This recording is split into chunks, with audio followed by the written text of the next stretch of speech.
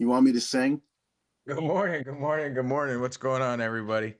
It is Saturday morning, bright and early. Not too damn early, but it's still early. We got this morning we have blue collar in the upper right hand corner, Sobriety and Silver as our special guest on the bottom there. Looks like Hello, everybody. Littlefoot was in here bright and early. Kevin Hawthorne, great to see you as always. Sandy Millington from the UK, great to see you.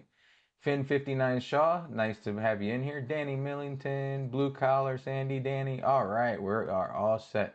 Danny and Sandy, great to see you guys in here. What was that? What was that sound? Somebody's background. Oh, okay. Somebody. That was me, guys. I have my other phone so I can read the chats, and I didn't have it turned down. Sorry. No, We're good no now. worries. No worries. So what's going on, SNS? How you doing today? It's a beautiful, wonderful, another sober day because I went to bed sober last night, man. That's kind of the way it works. So Hell yeah. enjoying a beautiful, sunny, cooled off Oklahoma day so far. Oh, so you got a cool front came through, or? Yeah, man. We went through last week for about 4 or 5 days. We were up over the 100, 105 degree mark, but today it's only going to be in the 80s, so it's nice here today. Yeah, that's beautiful. What do you got? Some goldbacks laid out there, Vegas? I was doing a little inventory just to see what I had because I forgot what. I know I went big on the Nevada, New Hampshire, and Utah. Got, Because they were discontinuing them. So I went big on them, and I had to do a little inventory to see what I had because I forgot. gotcha. But So that's crazy. I can't. your set looks familiar. That looks like the set from your last video you just posted about 24 hours ago. Sobriety. Yep.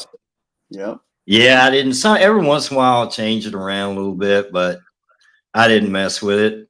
I just kind of got everything laid out there and go with it. Yeah, man. So we had some discussion behind the scenes. We were back there about 10 minutes, just kind of hacking it up a little bit. And, you said that really nothing's off limits. You're very open about your journey. And we appreciate that. Thank you so much for that. Absolutely. How long have you been sober? I got sober December 3rd, 2021. Okay, so funny Oh wow. funny Okay. story. December 3rd is Ozzy Osbourne's birthday, and it's also my birthday. Nice. Yeah, that's cool, man. Somebody in the chat, Matt Wing says, can't hear you, Vegas. Can you hear me Yeah, now? Vegas is kind of low. Low? Jesus. Yeah, crank it up, crank it up. So December 3rd, 2021, that puts you almost at 5 years now. Oh no, 4 years. 4 years. 4 Yeah. years. Yeah. Got you, got you. So what made you decide to finally? I mean, let me start over. I've got a lot of friends in recovery.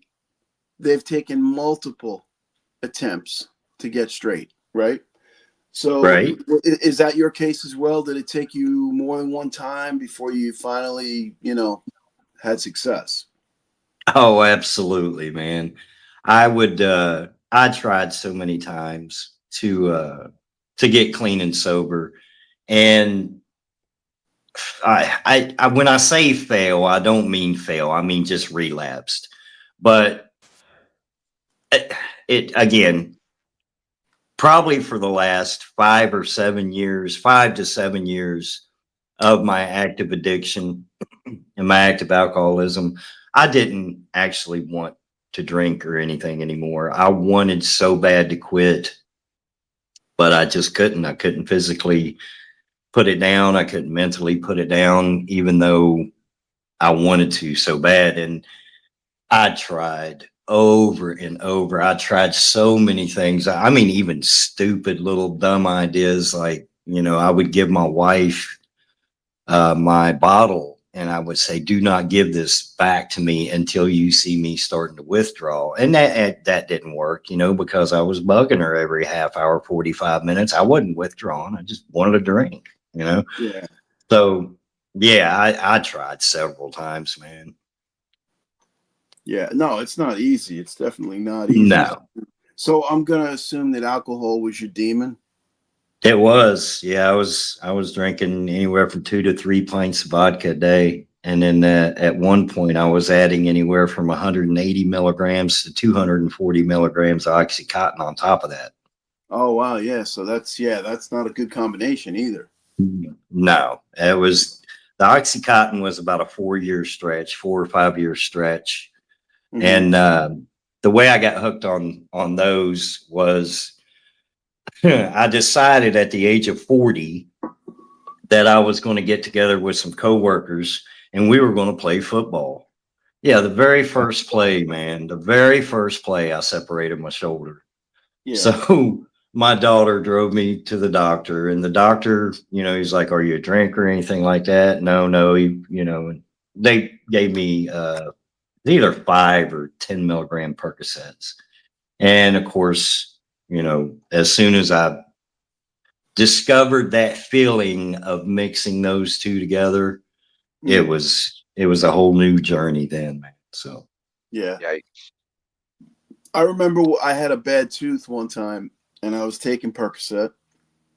I took a half, and it just killed the pain, And then yeah, the pain came back at like 4 in the morning, so I took a whole one. And I woke up at 6 in the morning, and it scared the living crap out of me because I was like, "God damn, this feels too good, man." yeah, It it's just a yeah. it, it felt too good. I was like, "This is no." I went right to the toilet bowl and flushed them at that moment because I was like, I could get hooked on these. They are that Yeah. good. Yeah. I never messed around with pills really. I was more just a pothead. Hmm.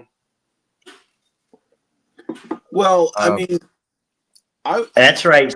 Go ahead. I'm sorry. I was gonna say, I think my only addiction, I think, is food. Like I'm a food addict. Um, I've been down, I mean, I drank a lot when I was younger, and but I never felt like I never felt like an alcoholic. But I mean, by definition, I'm sure you could say that I was. But I never felt like one. I never felt like, oh, I need to drink today. Yeah, But see, and that's I got to the point where I had to. My body would go through withdrawals, and the only way to stop that was to drink. But real quick, if it's all right, guys, I just want to yeah, say good morning to everybody. yeah, I see yeah, we got Sandy's here. What's up? That's right, Sandy. Keep falling forward, man. What that means, what Sandy's meaning by that is every time you relapse, and relapse is part of recovery. You're going to, I'm not going to say you're going to, hopefully, if you try to get clean and sober, hopefully you get it on the first try. But depending on the depth of your addiction, most likely you're not going to. The statistics to say that it takes multiple attempts, but every time you try, every time that you say that's it, I'm going to quit, even if you just quit for like a half a day, and you make it longer than you normally do, you're falling forward. You're learning something about yourself, and you're giving yourself motivation to try again. So you're not failing. You're not falling backwards. You're not taking a step backwards. Every time you relapse, you fall forward. So eventually it'll happen, but you got to keep trying, man. right. Is it true what they say? Like you got to hit rock bottom. I mean, everybody says that, but I don't know if that's actually true or not. What's your opinion on Well, yeah, and see, rock bottom it's different for anybody. I mean, like for a CEO of a company, his rock bottom for alcohol or drug addiction may be him losing his job, but he hasn't lost his house and things like that. Rock bottom can be different for each person. Now, as far as rock bottom, I would say, yeah, I hit it because pretty much everything that addiction brings, alcoholism brings, I experienced. I it? mean, when you think about homelessness and just the whole feeling of being worthless and look at yourself in the mirror and just seeing no hope and trouble with the law and having to go away for a little while, if you know what I mean. I experienced all of that. So it can be different for everybody, but rock bottom is absolutely not, you know, I don't know how to answer that other than, rock bottom is different from everybody, but you don't have to hit rock bottom, because the minute you catch it and the minute you start trying to get clean and sober, you're avoiding rock bottom and you're starting to move up. Right, right. Now, you mentioned your wife, right? So how long have you been married? We have been together for almost 14 years, 14 years in this coming March. And I So hope she, I'm right. so she stuck, she If stuck it out you're with you. going to So you watch didn't, this, I hope I'm right. right? You better be right. So she, my Hey, point I is, have an excuse. my point is, Yeah. your wife stuck it out with you, and that had to be like the rock, the basis of your support system. Oh, absolutely, man. Because she does not drink. She doesn't smoke cigarettes. She's never touched drugs, Yeah, And I teased her. I teased her. I was like, come on, you grew up in the 70s and you didn't, nothing. She's like, nothing. I've never touched it. She's tried a cigarette one time and it made her cough. She's just that type person, she just never did any of that stuff. So she is absolutely the biggest supporter I have. She is the best friend that I've ever had in my life. And this woman has stuck by me. She has watched me withdraw. I was trying to quit one time and I locked myself in a hotel room and she stayed there with me. And I mean, she was going out getting me fruits and juices and bananas and, all this stuff to help me get through the withdrawals. And she just witnessed a whole weekend of just the ugly, disgusting things that come with withdrawal. And yeah, I'm not going to get too graphic, but withdrawal is ugly, especially from alcohol. It's an ugly scene. yeah. Yeah, I believe it. And if I'm not mistaken, that you made a video about that, didn't you? I did. Yeah. Yeah, I remember seeing that one. Yeah, for sure. Yeah, that Danny was. Millington says, now enjoying the best life, having been by tours, probably your side, through the worst times. What a lady. There you go. Very nice. Yeah. She's awesome, man. And we're doing, you know, we laugh every day, even on our way to work. She has to drop me off at work early, so she can get to her job. But just every day now is laughing and, just lots of talking. And we still reminisce on, on the bad times and stuff. But like, remember what I was doing, that kind of stuff. But our life has changed so much for the better. And, we're just happy now. We're rebuilding, obviously, but things are going really well. Yep. That It's reminds awesome. me of. Go ahead. I'm sorry. I just said that's awesome. I mean, that's you've lived it, you've learned, and you're doing well, which is good. Because if you would have kept down that same path, we definitely wouldn't have known you. That's for sure. No, and I probably wouldn't be here on Earth because, Yeah, I don't Yeah, imagine that was. yeah, I was very, very bad. yeah. Well, when you were saying that, it reminded me of a scene from the movie Platoon when the guy was talking to Charlie Sheen and he said, "Man, all we got to do is make it out of here, and every day is great from here on out." So that's the way it must feel, man. You go to bed sober, you wake up sober, and the sun shines every day, even when it's raining. You know? Exactly. Going to work in the morning, it's a pleasure. It's happiness to be able to go to a job, because there's been several jobs that I'd go to work, but I had something tucked in my belt or I had something tucked underneath the seat and just had to avoid people all day and just putting myself and my coworkers in danger because I was operating heavy equipment. And just to be able to live life, man, just waking up, like you said, just waking up in the morning when I open my eyes, no sickness, no withdrawal, no shaking, no dry heaving, no, oh my God, it's 7:30. The liquor store doesn't open till 10. I'm gonna have 2.5 hours of pure hell to go through, you know.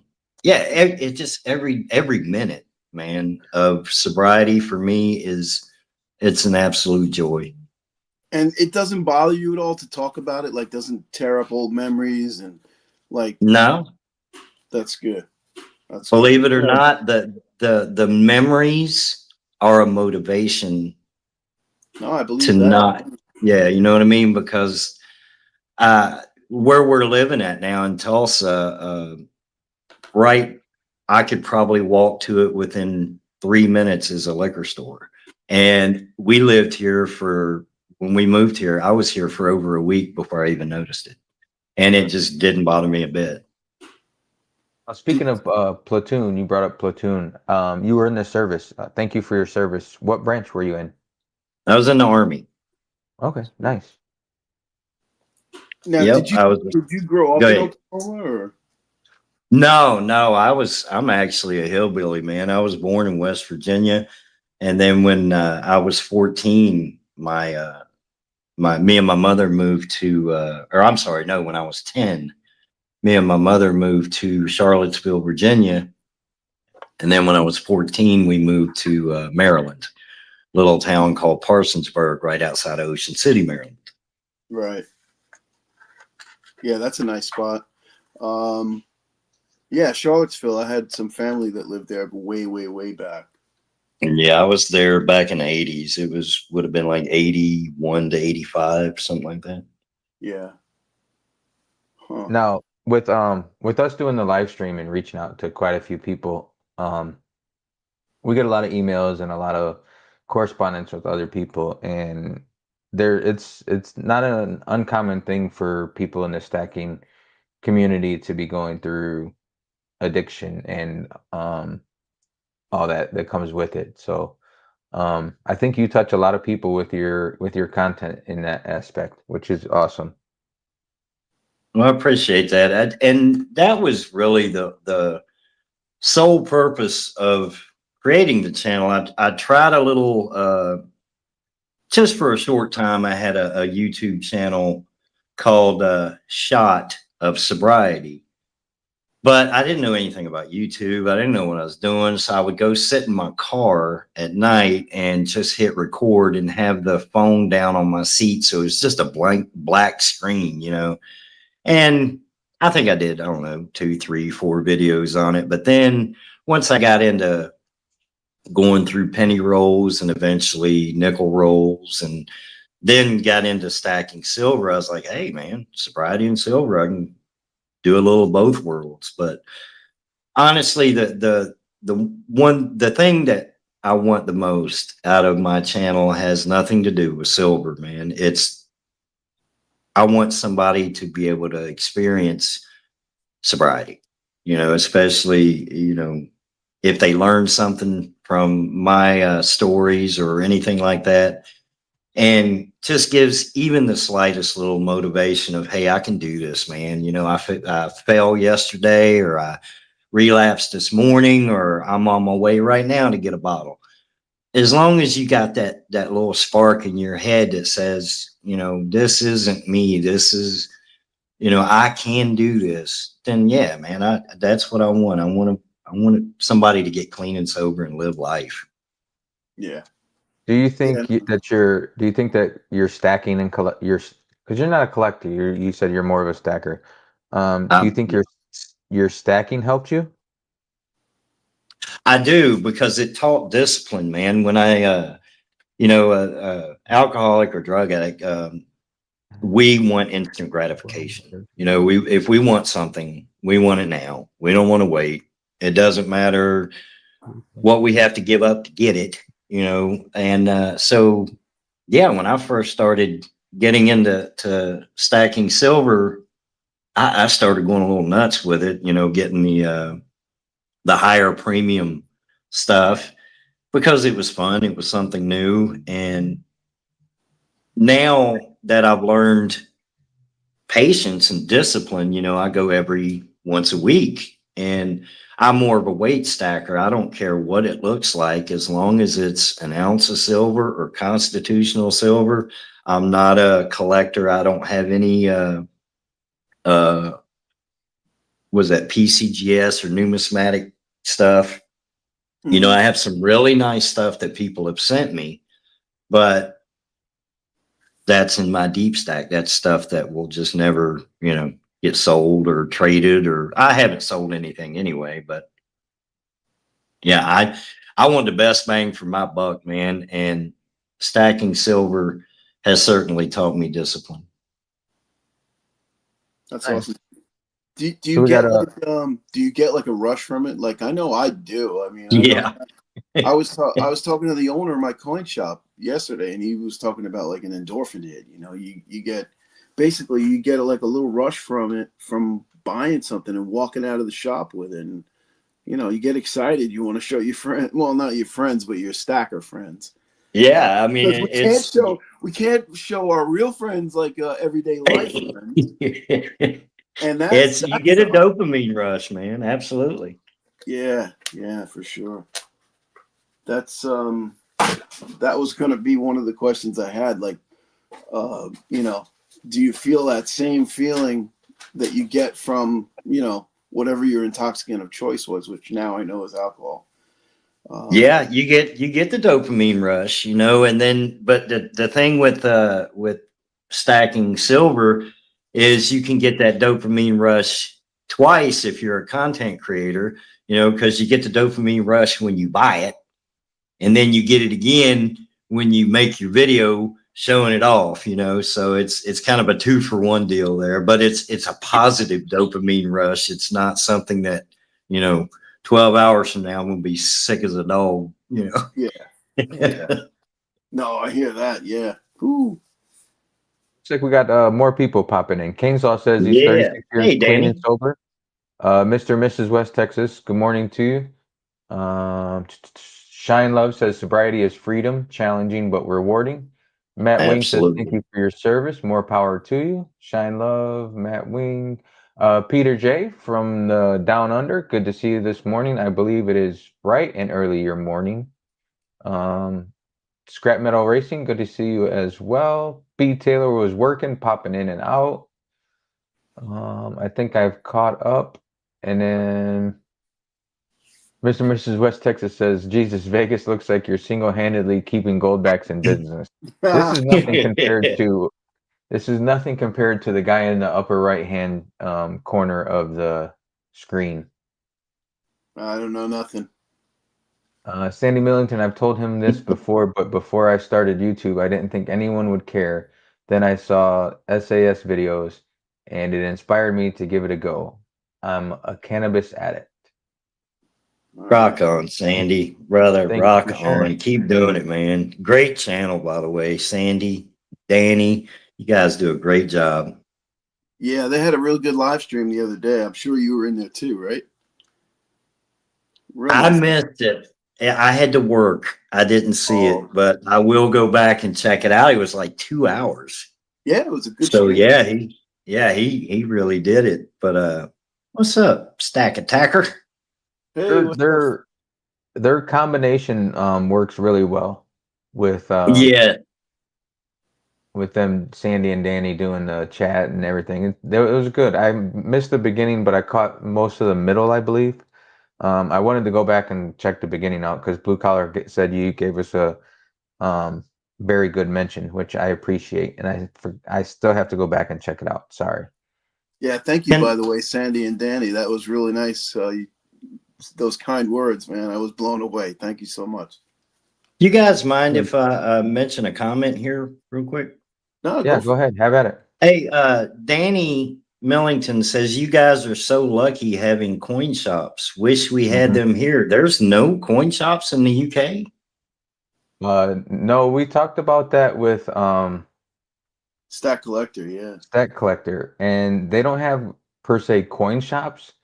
They have either like antique shops where they can hopefully find something, or what they call boot sales, right? Yeah, like a flea market type deal where Yeah. Oh, okay. All right. where people do like a peer to peer type sale, I would think, and then of course online. You know, they got Yeah, And then yeah. they Now, also have damn, what the hell was I gonna say? Go ahead. that pot's coming back to ruin you, man. Yeah. Speaking of the cannabis, there goes my memory. Oh, they also have coin fairs. Coin fairs, that's it. Yeah. That's what I was trying to think of, coin fairs. And Yep. then of course, Sobriety and Silver, they have their Discord. I see you in there quite a bit. Yeah, oh yeah, yeah. I know there's a And lot of peer-to-peer trading and stuff on Stacker Social. Absolutely. their their um their interaction and everything in Stacker Social and their generosity that they do with that Stacker Social community is freaking amazing. The stuff they give each Yeah. other, the I mean, you go in there anytime and they're just talking to each other and interacting with each other. It's really cool. Yeah, it's a very busy, very active, and it's a great platform. Stacker Social. I really wish I could be more involved with it. But by the time I get off work and get home, most of those guys are already in bed because they're like 6 or 7 hours ahead of us. And so I had to just go back and read what happened while I was at work, you know? Yeah. It's funny because I'll pop in there when I'm at work because it's a 8 hour difference for me and I work nights. So I go to work at like 8 o'clock at night. By the time I'm halfway through my shift, they're all waking up and they wake up, they say good morning to each other. They say, how's everybody doing? Um, there's a lot of cool stuff on there. There's a section where you can share your pickups, like stuff you picked up today. There's announcements, there's giveaways. They're doing a really freaking cool giveaway that we can't get involved in. Yeah, Um, I saw that. it's partnered up with, I believe it's like a distributor, Charge Coin and Bullion dealer. So yeah, it's like with a dealer. Um, Right. there's a place where you can introduce yourself if you're new there. So if you guys aren't involved in Stacker Social, they are not just UK. So you guys can. I left the link in there. Discord is still weird to me, and I'm still trying to get used to it. But it's really cool, and they will welcome you with open arms. They're not they don't dislike America or any other country for that matter. So even like Peter J, anybody can go in there, and it's really cool. And they do live streams on there, which was weird. And I was trying to watch and trying to figure it all out. Um, Stacking with Craven does a live stream on there, and I believe we're gonna have him on our show here in a couple weeks, possibly. Nice. So So Sandy says that he's got his eye on a certain piece, and he's saving money because he's going on holiday, right? So Yeah. he's not buying right now. So the other guys on Stacker Social, they bought it for him, and they're holding it for when he's ready. So there you go. That tells you how Oh, cool it is. man, it is. They're so nice. Yeah, that's man, awesome. that group is awesome. And when we had the Stack Collector on here, they all a lot of them showed up and showed support, and they are not afraid to support each other. That's for sure. Oh yeah, there was big time contingent of Stacker Social people in here for sure. And I know somebody tried to do it. Silverfoil Hat tried to get a Discord for the US group, and it just didn't take off. And I don't know if that's because Americans aren't familiar with Discord or capable No, of Discord, or if it's just like a time thing, or not sure, but it just didn't take off like Stacker Social did. But I do believe the Stacker Social founders, and I forgot who it was exactly, who the founders are. I believe it is the Stat Collector. yeah, Um, 365 and I Six believe five, yeah. yeah. a couple, yeah, I forgot who all it was, Was it but Cy the Sound Man, right? maybe Side of Sound Man. That sounds right. But Yeah, they put time, effort, and blood, sweat, and tears into it to make it work, and it really yeah, does. Yeah, promotion, everything. yeah. Yeah. I think the problem with the American one is it just hasn't caught on yet. You know, it'll give it a little bit of time. I think with the right people behind it, it could definitely grow quickly. But you Well, know, it was. Oh, go ahead. I'm sorry. no, go ahead. It's the one in America is it's like United Precious Metals Network or something like that. I'm on it, but there's not a lot of activity on it right now. I joined it, and Nash from Pure Metals apparently is like the one running it now since Silver Foil Hat had to take a step back for a while. So, but Oh, I just okay. I haven't, yeah, wasn't aware of that. yeah, I haven't seen any. I don't know if Nash is still doing it or not, but I share my videos over to it. But I don't know if there's really any activity on it at all. So, Yeah. Ash posted something in April. It shows. Um, the last ever chat was you in there in June? No, January, February, March, April, May. In May, yeah, it's been a while. Yeah. you and FG were the only ones really in there. But see, Yeah. with Stacker Social, those guys, they put time, effort. Like you said, they promote it. I believe they have like business cards that they leave um where they go places. They leave them around every now and then so people can hit the QR code and check it out. I'm Thank you, trying to Sandy. get this. Sandy says the founders were 365, Cy the Salmon, and Stack Collector. So you Yeah. were correct, blue collar. Yeah. Yeah. That's great. Me personally, I mean, I've been on it a few times. I'm not very familiar with Discord and how it operates and all that, but I really don't have the time. I don't have any time left. Got zero time left. I don't know where I would find time. I would have to take it away from sleep. That's the only thing I could say. And that's not a good idea. You need your sleep. Yeah. Danny Millington says so much work goes into it, keeping it a safe place. Rex, the moderator, keeps it how it should be online. That's cool. Yeah, I You heard guys good do. things about Rex. Rex is like on it. So that's cool. So, Sobriety and Silver, what are you looking to pick up today? Since today is Saturday, Silver Saturday, and your trip Yeah, to the man. I don't know. I was just while you guys were talking, I was listening. I pulled out, my generic rounds. I'm on a generic round kick right now because the LCS that I go to has them for $1 over spot. And when I get my constitutional silver, it actually drops them below spot somehow, I guess, with the price of constitutional silver being cheaper. But I haven't called them yet because usually Saturday mornings I'll call once they open and find out what the face value is, or what time space, however you say it, for constitutional, and then I'll make my decision then.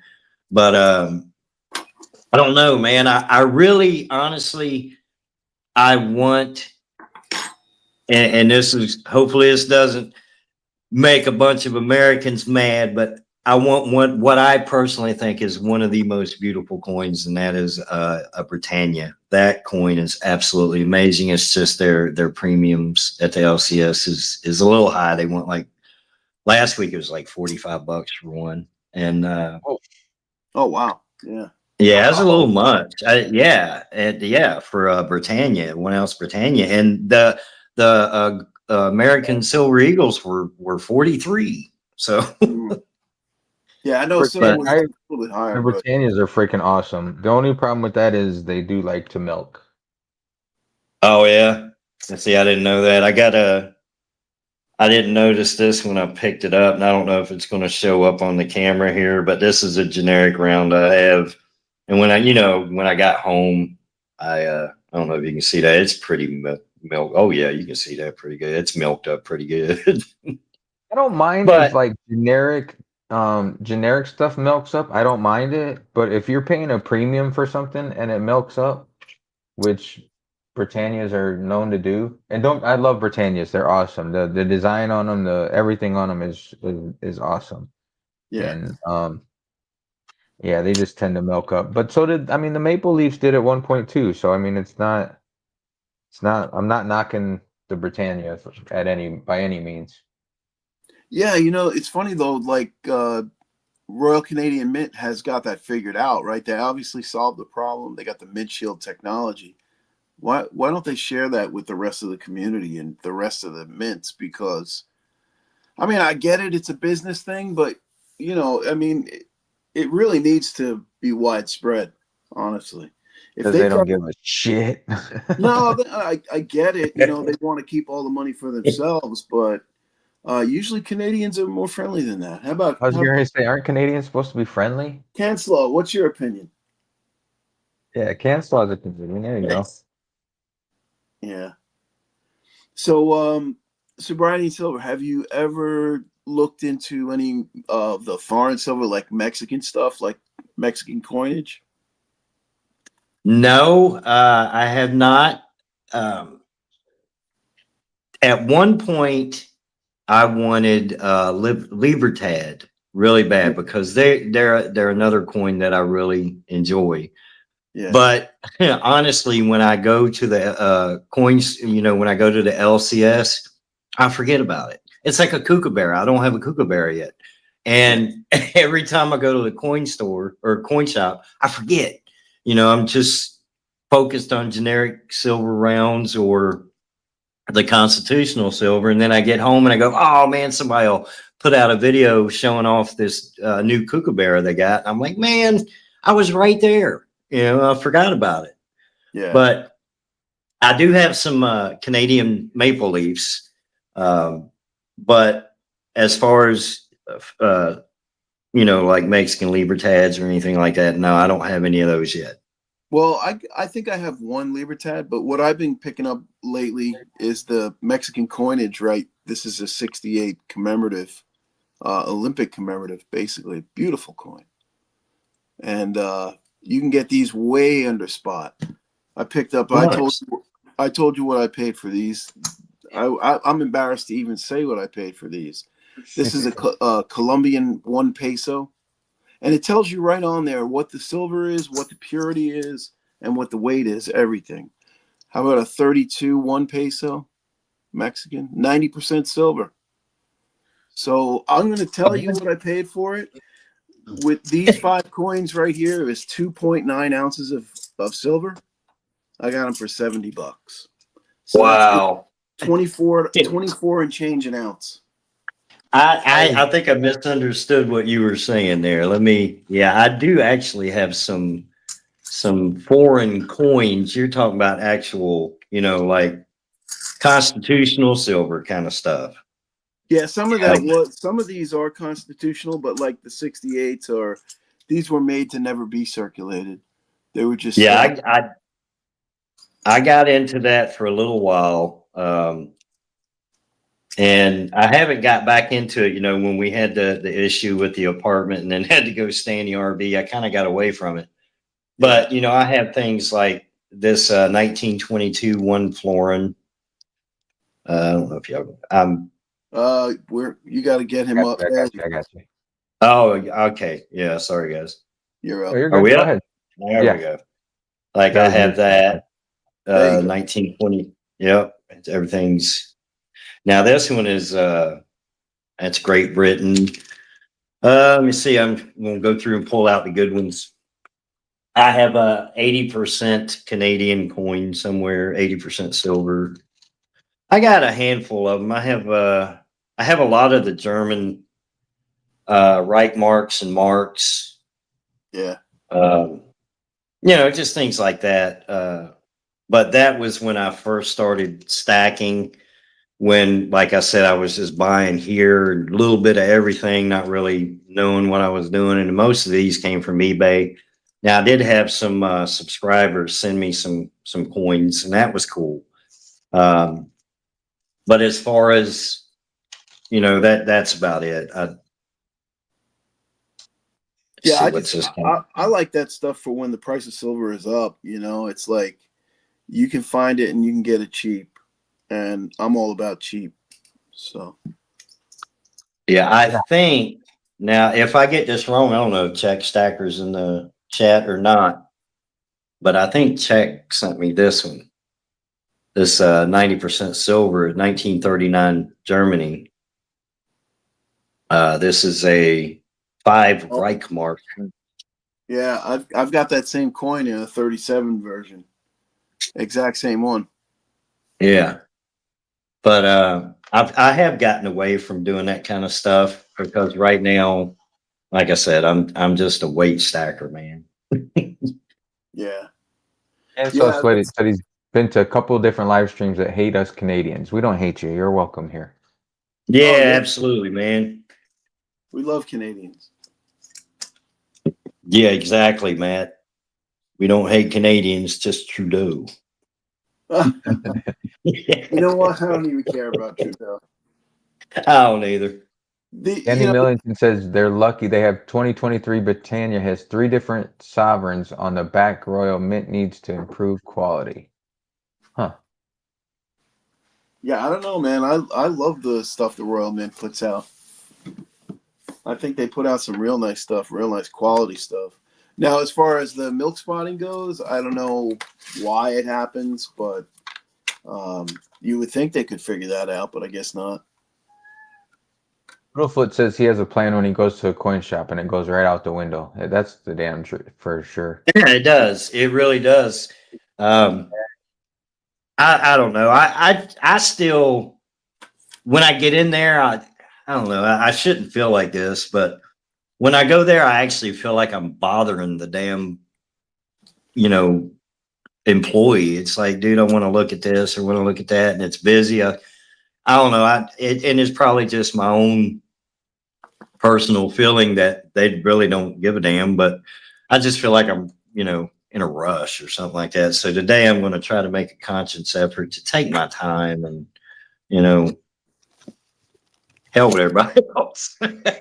Is your coin shop is a pretty popular place? Is it crowded when you go in? Yeah, man, it's a Tulsa Golden Coin, and when you walk in, they actually have it roped off, and What? you stand in line until the next employee comes to the counter and calls you up. And that's a little, for somebody, if you're new to stacking or anything like that, it can be a little intimidating. You got a guy walking around with a pistol on his hip, and security guards, and you got everything caged off. And it's kind of like walking into a bank, but it is what it is. And, the more I'm going, the more I'm getting used to it and getting to know the different employees there. There's probably, I think last Saturday there was like 5 or 6 employees behind the counter, and it was busy. Yeah, So that that is kind of busy. takes away from the enjoyment. I mean, if you get a headache or anything, you can go get an MRI done right next door. Yeah. Yeah. Yep. Right there on 41st Street.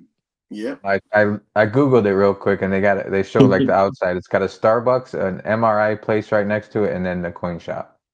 Yep. Jamie Frost said we talk funny. Yeah. Oh, he's talking about Canadians. Oh. No, I think he's talking about Americans. He's Oh, he's talking about American. us. yeah. I thought he was talking about Canadians. I definitely agree with you. We definitely talk funny.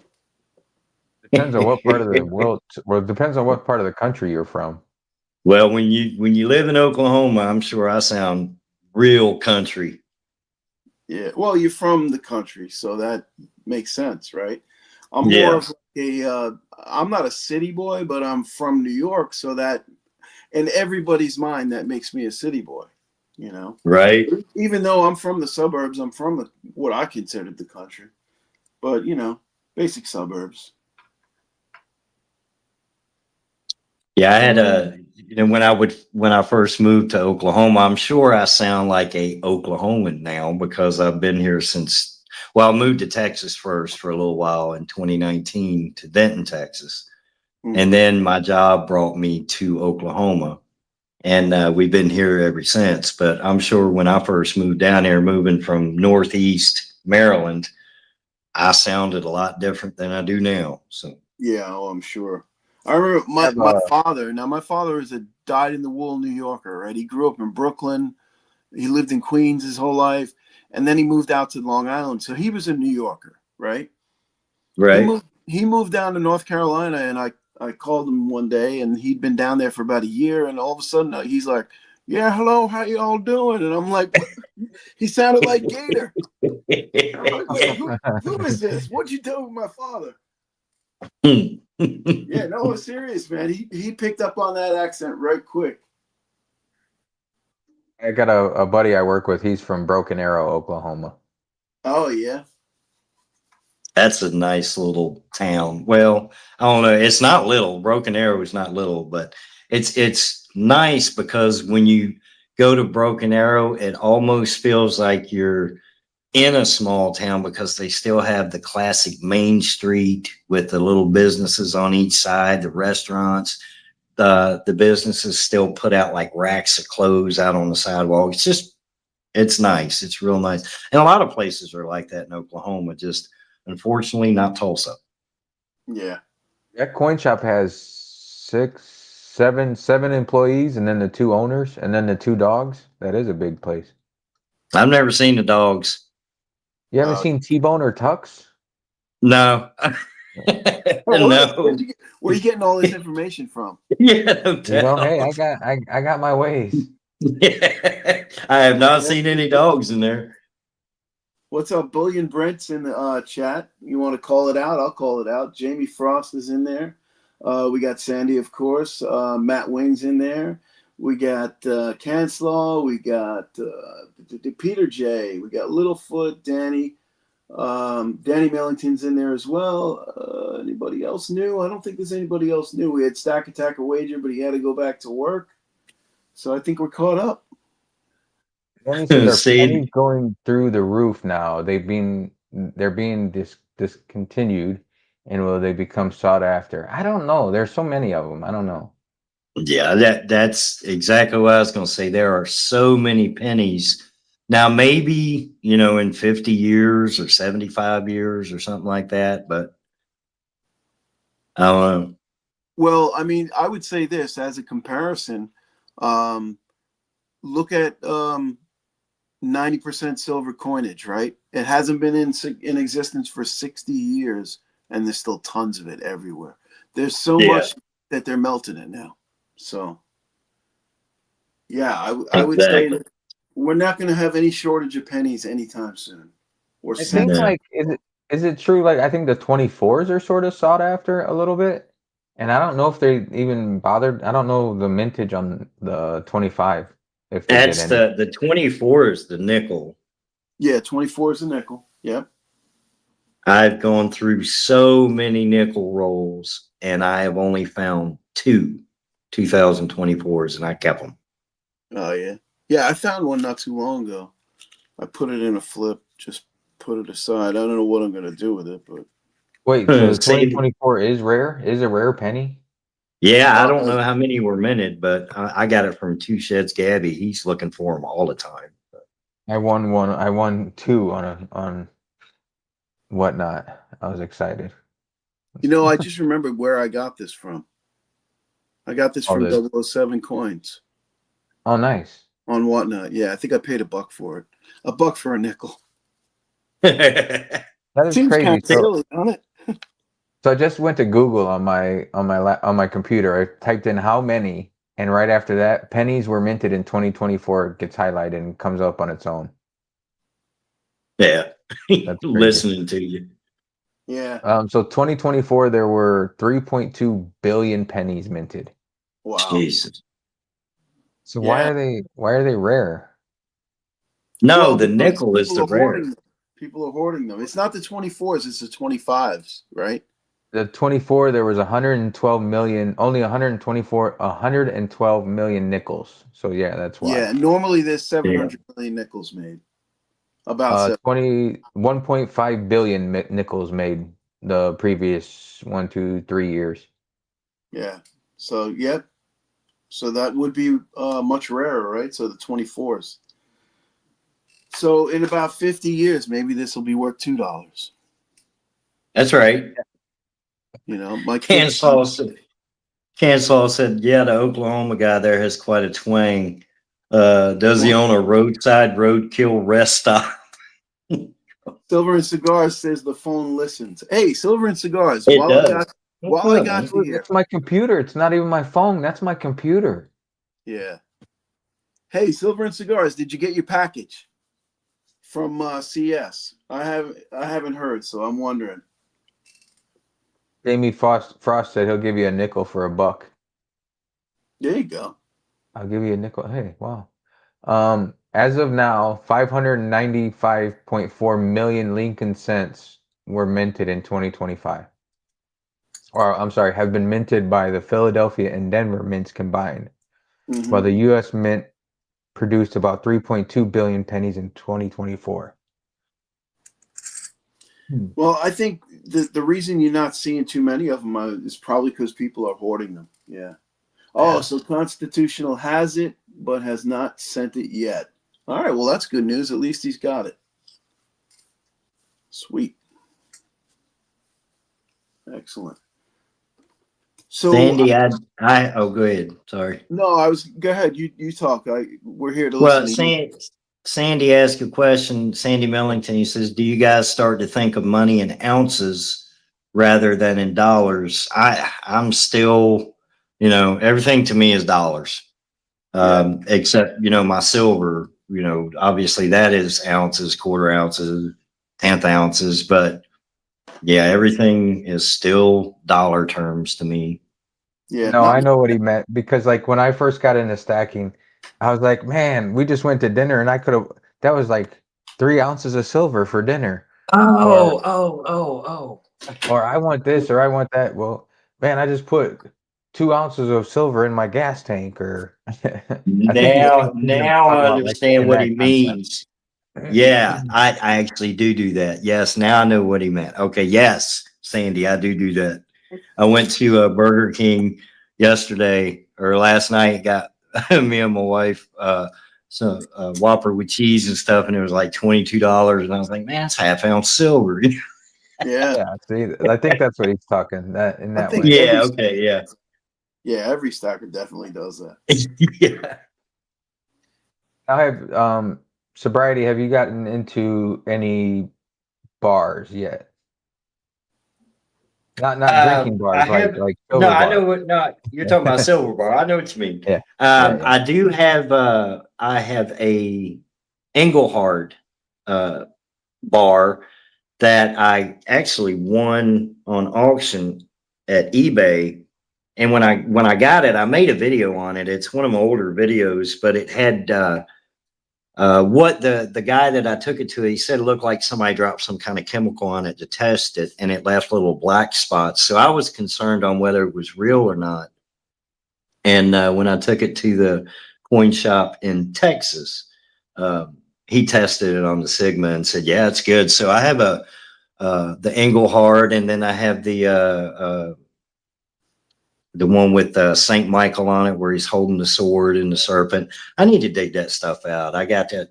I told you, I mentioned in the videos the Dirty Man safe. We everything have all the older stuff in the Dirty Man safe, and my wife did a fantastic job of making that thing just seem like it's part of the house, man.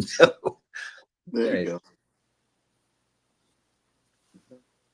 Yeah, I was. Maybe that might be a good idea today to just when I go pick up a couple of generic bars. I don't know. For some reason, to me, it's even though it's a generic round, it still looks like a coin, even though it's not an actual coin. You know what I mean? But Yeah. yeah, silver, man. And Yeah. the coin shop that I go to, they have a tray of generic rounds for $1 over spot, and they have a tray of generic bars. I just never think to look at the bars. Right. Yeah, I like the bars because you get a lot of, you'll find a lot of vintage bars, things like that. So actually, my coin shop had 17 Engelhard bars, 1 ounce Engelhard bars. They look like they were all pretty BU condition too.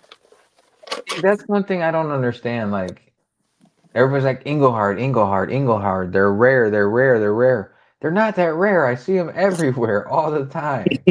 Certain ones are rare, but there are ones that they made tons of them. Yeah. But yeah, there are there's a lot of them that are very rare. They only made 500, 1,000. Where that Right. one that he had, they made like 800,000. It was the vertical with the big E on it. Right. Yeah, so they made like 800,000 of those. Yeah, like this one, I was so happy when I found it. I was like, oh yes, I got an Engelhard bar. Yes. And then I'm like, well, it's everybody has this one. I'm like, it's nothing. Now you're seeing Yeah, it everywhere after you thought you had a rare one. I'm like, what the hell? I'm like, I seen this in every damn coin shop I step into. yeah, but it's still a cool bar though. I mean, it's better than just some stupid whatever bar. It You is know, cool. it's like you can buy a classic car for 30,000, or you could buy a Camry. Classic car is still cooler, you know, True. even though I own a Camry. Oh man. So I Well, gotta man, ask Becky. you, so Sobriety and Silver, what's your I know your main focus was the sobriety part of the channel. Um Yeah. but what were your influences? Do you have any channel influences that got you over the hump, like said, hey, I'm gonna do this? Yeah. When I first started, I'll start from the very beginning. That way I don't leave anybody out.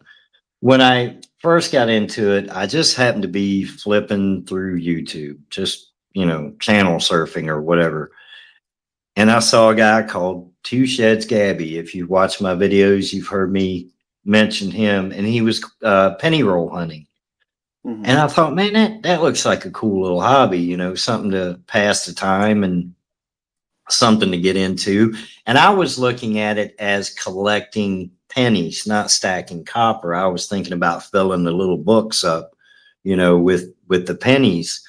And when I brought home the first box of pennies, I found out that my wife loves it. We were standing at the kitchen table and we stood there 2, 3 hours just going through coin or penny rolls. Well, then eventually he started going through nickel rolls. So that got me into searching for war nickels. And then I got in touch with a guy named Coin Shop Chris because he leaves his email in every one of his descriptions.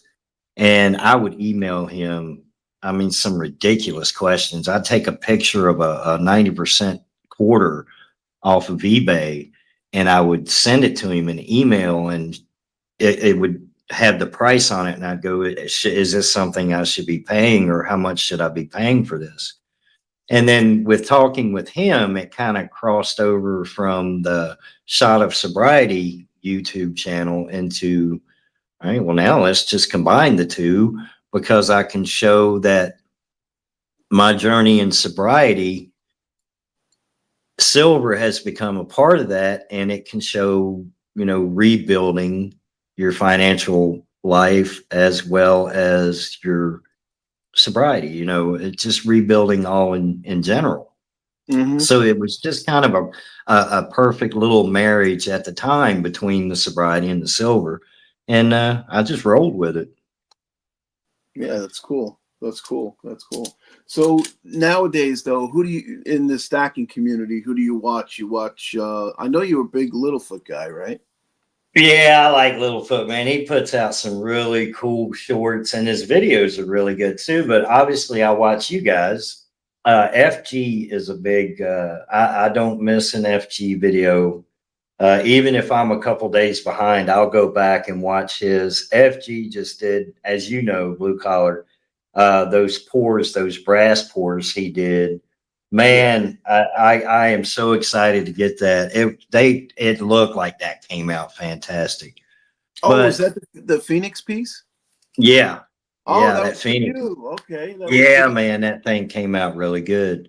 Wow. But I never miss Sandy Millington. Um, who else? Now you're gonna put me on the spot here, and I can't think of everybody. Stack Attacker Wager, I'll watch him. I don't always comment on him because his videos usually are just real quick. They're not very long videos, but let's see, FG, Littlefoot, you guys, Sandy Millington, definitely. Um, and there's a new guy, man, called Old and Broke. I am so impressed with the way he does things. It's all AI now, and I know some people don't like AI, but he does a fantastic job. It is so entertaining the way he does his videos. Yeah, But that's there's just I am subscribed to so many YouTube content creators in the Silver Stacker community that I can't possibly watch every one of them every day. So I no, have to just kind of, you know what I mean? yeah, no, I feel you. I'm Absolutely. just like every once in a while I got to go on like a catch up binge, and just like Exactly. Yes. yeah, It's tough. And then you get that guilty feeling like, man, I haven't watched FG in like 3 days. He's going to be like, I ain't seen Sobriety and Silver. Ain't probably not even thinking about me. You know what I Right? Exactly. Well, he's definitely thinking about you because he's pouring something for you. But mean? Right. But you get what I'm I know saying. what you mean. Yeah, yeah. Oh, so you saw the piece that he did for me as well? Then he did one of the Yeah, things. he did them at this. Well, oh, you got yours. I haven't got mine yet. No, this is the silver one. Oh, that's the silver. Okay, yeah. Yeah, I'm talking I about had the this one for brass a one. while. He did the brass one, and we did a little trade for it. I'm going to let him post a video on that. I sent him a couple things in trade for that and something else, which I don't think he's poured yet. So I'm going to let him put that out as well. Nice. All right. So Danny You know, Millington, I tell you one thing that I really am looking forward to getting in the mail, but I just can't seem honestly to ever get it to show up for some reason. And it's this dude that has these little green aliens that I've been Yeah, asking for that I I've been got. asking for like 3 months now. I just saw that on my desk. It's right here, and I meant to mail that out when I sent stuff out earlier this week. And Man, I'm dude, just picking on you, man. I have yours. I have to send one to Zeus, and I have a copper bar that was actually paid for, and I have to send out. And I feel bad because I meant to get to all that before I go on vacation, but I just don't know if that's gonna happen. Well, So man, I am so bad about sending people stuff out. I promised poker chips to like Littlefoot. Now I am ordering some sticker. Well, waiting for the stickers. So before I send Littlefoot a poker chip, I want to add a sticker with it. So he knows about that. But there's other people I've promised stuff to, and I forget, and it just you know how I it had a is, man. You know how it is. Oh no, I had a bunch of whatnot packages going out, and I meant to throw it in with those, and I was just trying to rush that stuff, and I can't lie, I forgot, but I do have it. It's right here. It's got your name in there and everything. It's sitting in the padded envelope. It's all nice, tucked away. He's in there chilling. So, well, yeah, uh, that's the thing. It's like Whatnot has afforded me the luxury of being able to send people stuff that I haven't been able to catch up on. People that have been in there, bought I stuff just from throw me it or in their whatever. stuff. Yeah. Yeah, so now I can kill two birds with one stone. Send out swag with their stuff, save a So little bit of postage.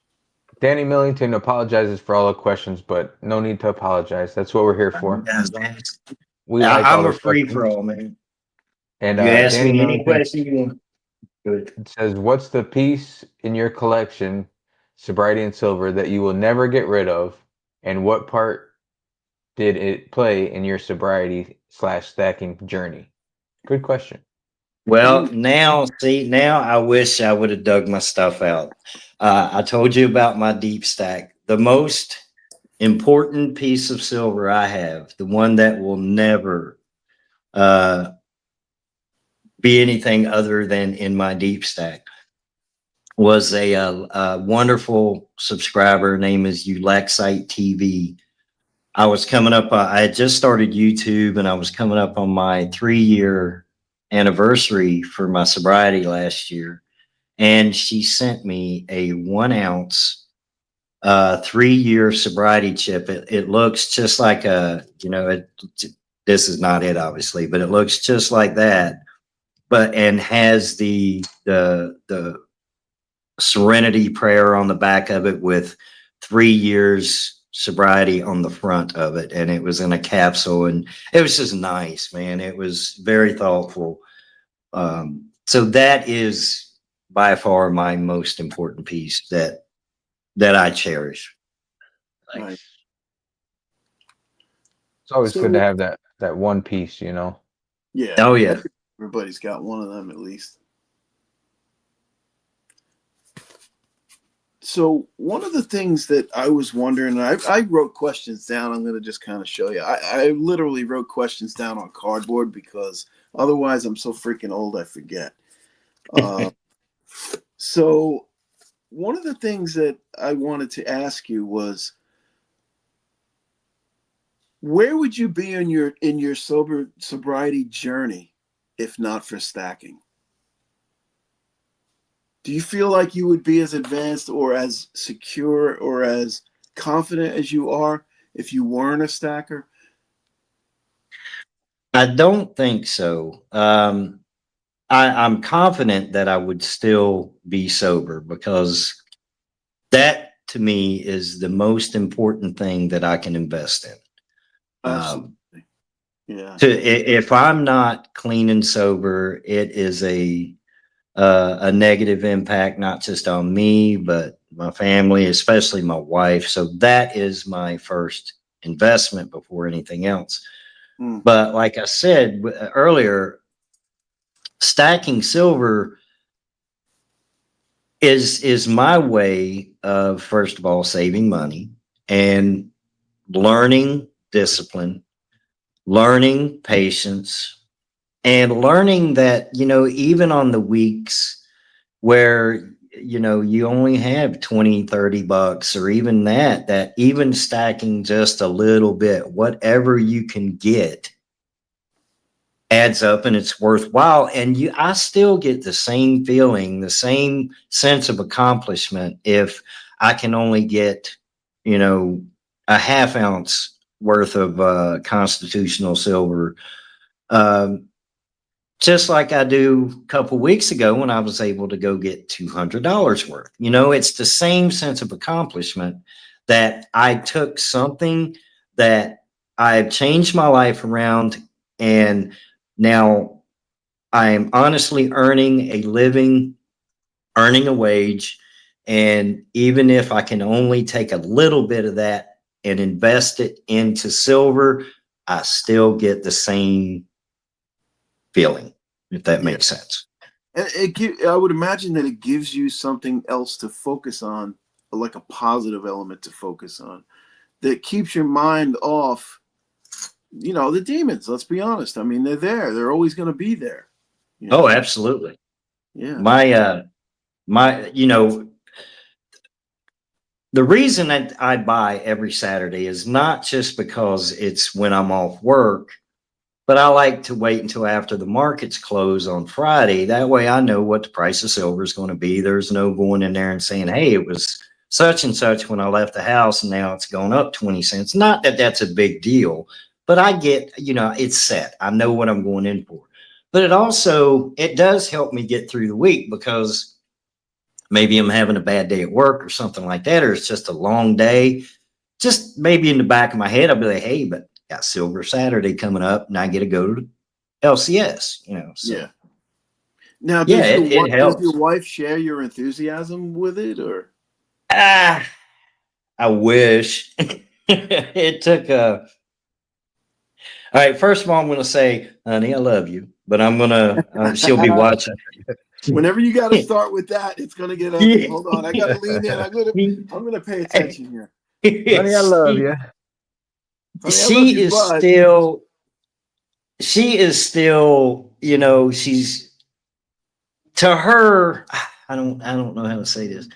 Um, it's almost like, like if I come home with $200 worth of silver, in her mind, her immediate reaction is that $200 is gone. It's she's looking at the cash. The cash is not there. And then now she understands that, all right, the cash is not there, but you have $200 worth of precious metals in your hand. So you didn't actually spend anything, you just invested it in silver. But when we first started, man, it took some, honey, I'm going to buy this. And it's like, well, we got such and such coming up, or we got this coming up. And yeah, it was, but, you know, hopefully see, I didn't get myself in trouble. no, you know what? I listen. I had that same discussion with my wife, and I'm sure everybody in the chat can relate. At one point, that has come up. But fortunately now my wife is into collecting a little bit too, and we work together on whatnot, and so she appreciates it. And one way to look at it is, this week whatever I would have spent on alcohol, I'm going to spend on silver. you Yeah, know now she is 100% for that. And she does bring that up. She's like, I'd much rather you be doing this than buying alcohol every Yeah, and day. that You know, that's Got a it. good, and that's what I usually say to her. I'm usually like, well, listen, there's a lot worse things I could be spending money on, and it's not spending. You just changed, cash into this. exactly, You You know, got exactly. to give her your favorite line. You got to say, well, listen, in 1964, a cheeseburger was worth a this quarter, quarter would have bought you a cheeseburger in 1964, and now it's still worth a cheeseburger in 2025. a nice Exactly, cheeseburger. Sandy exactly. Millington says, just buy the wife a holiday, more silver for you in the long run. Now, by holiday, he means vacation. Yeah. Yeah, exactly. Vacation. He No, said that's they're going to thing I can't Italy, complain and about. it's going to cost them about an ounce of gold. I want to go to Italy, but it would cost probably at least 3 ounces of gold. Yeah. Well, if I ever go to Italy, it's going to be on a transatlantic cruise, right? That leaves out of Rome, and I'll go there like maybe 10 days early, cruise around Italy, and then sail home. Nice. That'd be cool. That's how I want to do it. Grow the second, thanks for stopping in. Says this is a good podcast. I'm from Henderson. Nice. Thanks for stopping in. Glad you're enjoying it. Done. Henderson is right up the street. Mm-hmm. Yeah, Yeah. we were supposed to do, my wife and I were going to do Italy after we got married, but we got married in 2019, Ah. so that put Italy right out of the question. Yeah, we know the rest of the story. Yeah. Sheesh. So, Yeah. but it is on our list of destinations to go to. Yeah. Everybody's got a bucket list, but here's the problem with the bucket list. The younger you are, the longer your time horizon. You think your time horizon is long, and you don't really like pursue it that much. Like me, I'm getting, listen, I got more years in the back of the cart than are in front of the horse, right? So I got to really start hitting this bucket list because what? I got maybe 10, 15 good years left. Got to start hitting it. Yeah, I don't have a bucket list per se. I mean, I got places I would like to go to, but when Yeah. it's all said and done, I don't mind being at home. No, I don't mind being at home either, but you know what? And I don't have a written bucket list, like a written list of questions, but I do have a mental bucket list. Like Yeah. somebody says to me the other day, we were talking about Japan. I'm like, Japan is definitely on my bucket list. I want to go there. See, I don't know about those countries, man. Like, there's the population is just nuts. Like, I don't want to be crammed in with other people. Yeah, I but don't know. you think of Japan and what you're thinking about is Tokyo and the flashy lights and all that. That's a big country, man. There's a lot of stuff going on over there. Yeah. There's a lot Like of country stuff. we were supposed to do the Philippines next year, but then I guess it's gotten crazy over there, so we might not. Oh yeah. Bro, the second says, "What's a good amount to stack? My goal is 1,000 ounces of silver and 10 ounces of gold. I'm hearing my goal and should be done next year. Nearing my goal and should be done next year. Wow, That's a that's lot a of that's a It's lot to pretty stack. damn impressive. Yeah, I would say. that's. I'm not sure how long you've been stacking, but that's a great size stack. Very nice. Very congratulations Yeah, on you're that. you're doing it right. I don't really have a goal per se anymore. Um, like I used to have like a goal like that I wanted to meet like this year or this month or this much, but I haven't really set any goals because I'm bad at keeping them. Either I just blow right by them or I just get distracted by the next thing. Yeah. Well, that's why Do you either gotta one of write you it have a down. goal? You gotta write it down. If you don't write it down, you can't look at it. You can't relate to it. That's how Yeah, my I guess. brain works. My brain is I'm a lister. I list things. My wife is the ultimate lister. But I if I don't have it written down and I can't reference it, I can't remember it. So Yeah, see, I don't have a goal. I just stack what I can when I can, and whatever ends up with, that's what I got. Well, you Well, sort that's of have a goal. You have your Saturday goal. Your weekly trip to the LCS. Yeah, but I don't have a target, I guess. yeah. You know what I mean? Like I want to stack 1,000 ounces and then move on to something else. I think I'm just always going to stack. Well, that takes a little bit of the air out of this question I was going to ask you. What are your stacking goals, and what are your goals for YouTube going forward? Well, my stacking goals, I just answered that, Yeah. and that is, like I said, get the whatever I can, the best bang for my buck every week, depending on what our budget is for the week. And YouTube, when I first started YouTube, I had this. I was gonna, make cups and T-shirts, and I was gonna do all this stuff to really make the channel blow up, and I kind of got away from that because it's a little harder than you think. Yeah. Yeah. Not to create the stuff, but to keep up with everything. And now that I'm working full time, uh, I average about 45 hours a week. And so by the time I get home, sometimes I'm just too tired to do a YouTube channel or do a YouTube video.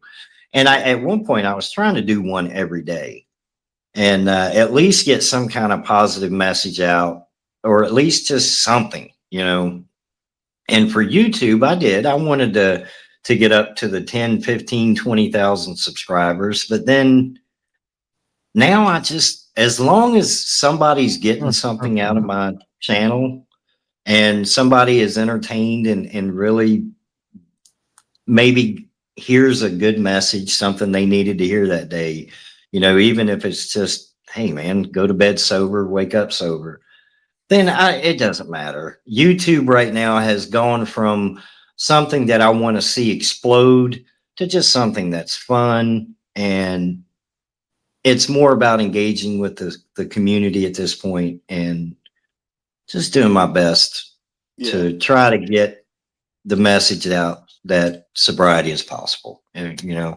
Right. Well, I mean, I think you probably had goals like a lot of us do or did. Oh yeah, I'll get monetized and start making some money and put that money into silver and maybe who knows, maybe even make a living doing this. But then you start seeing that like, you make 2 cents on a video. And you're like, wait a minute, that ain't gonna work. Yeah. Put the Yeah. brakes on that idea. I'll give you a perfect example. I got monetized. I guess it was about 2 weeks ago. It might have been a little longer than that. Mm. But it's definitely been within the last 3 weeks or so that I finally got monetized.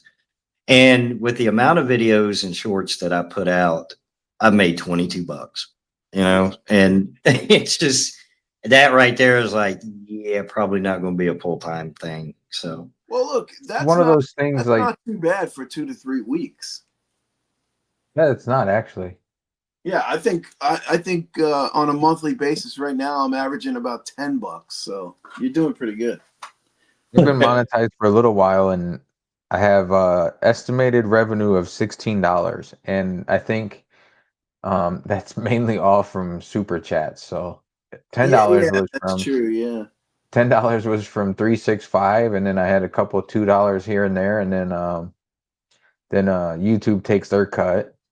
Yep. But I haven't been putting out content either though, so I can't really compare myself to what you guys have been doing.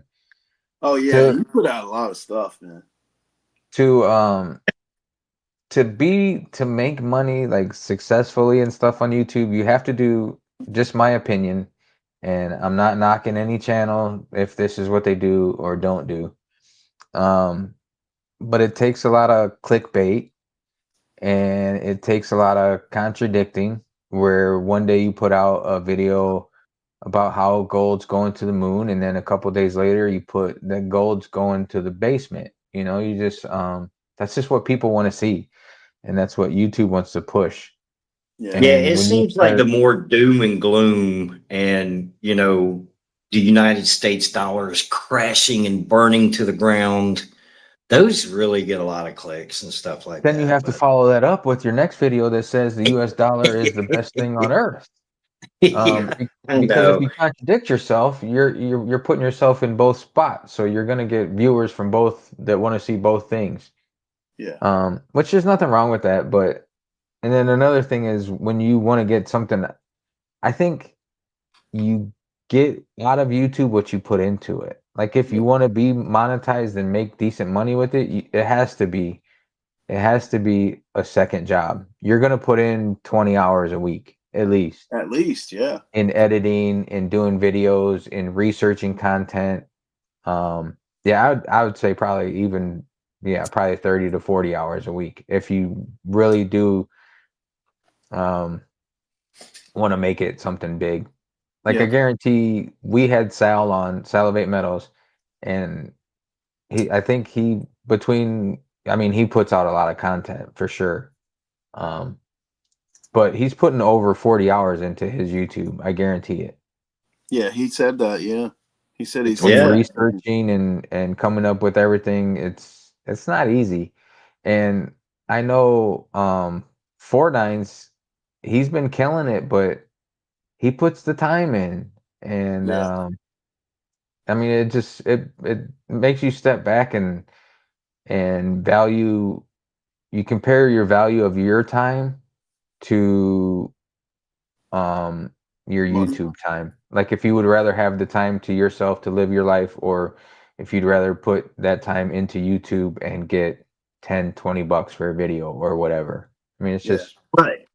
This is perspective. this is the way I do it. This is my daily and my wife's daily schedule. We get up at my wife gets up at 5 a.m. I get up, usually she wakes me up like you know, I rely on her. She has to get me up. But I get up about a half hour before we leave the house. And then she has to drop me off at work an hour early before I even start because she has to be to work at 7. So then she gets off of work at 3 or 3:30. She comes home and takes the dogs out, feeds them and stuff like that. Then she's got to turn around and come back and get me. And she never knows exactly, and I never know exactly what time I'm gonna get off. It's supposed to be 5. Sometimes it's not till 6. The other day she had to sit out in the parking lot till 20 after 6. So by the time we get home in the evening and eat and you know sit down for a few minutes, I just, by the time the sun goes down and it's 9, 10 o'clock, it's like, I'm going to skip tonight. I'm not going to do a video. But I have gotten into these easy to make little AI shorts from CapCut, and they're really simple to make. And it pretty much all you do is type what you want it to say. And even if you don't feel like typing, it has a generator where you put the topic in and then it will give you a script and you can go in and edit it, which I do because I want to make sure it's correct information or what I would put out. It's just easy to do, but I seem to be getting a lot of slack for that. People don't like the AI voice, but you got to understand it's just quick and easy and it's something I can do really without a whole lot of effort. Now I would never do a video about sobriety in an AI short. If I'm going to do a video about sobriety, you're going to be hearing from me about that. So, Mm-hmm. It's one of those things though too, like you have to put what um other people like and dislike. You either have to focus on that and try and build your channel or just do what you want to do and put that out there. And if people watch it, they watch it. And if they don't, they don't. It's hard to you're not gonna please everybody, that's for sure. No. oh, For damn absolutely. sure in Yeah. this. What's up, T-Bird? T-Bird's back. Birds, what's He up, was dude? he was away from social media and his live streams, which I know had to be hard. 3D Woodworks is in. Rob Newsmatic is in as well. Thank you, gentlemen, for being in here. Jamie Frost says, "Gotta go, guys." Thanks for the chat. Thanks, Jamie. Appreciate you being in here See you, Jamie. as always. Yeah, and it's weird, like not to say these live streams take up a lot of time, but because they really don't. I mean, it's 2 to 3 hours twice a week. Actually, so I mean that's 6 hours a week. Yeah. Um, Yeah.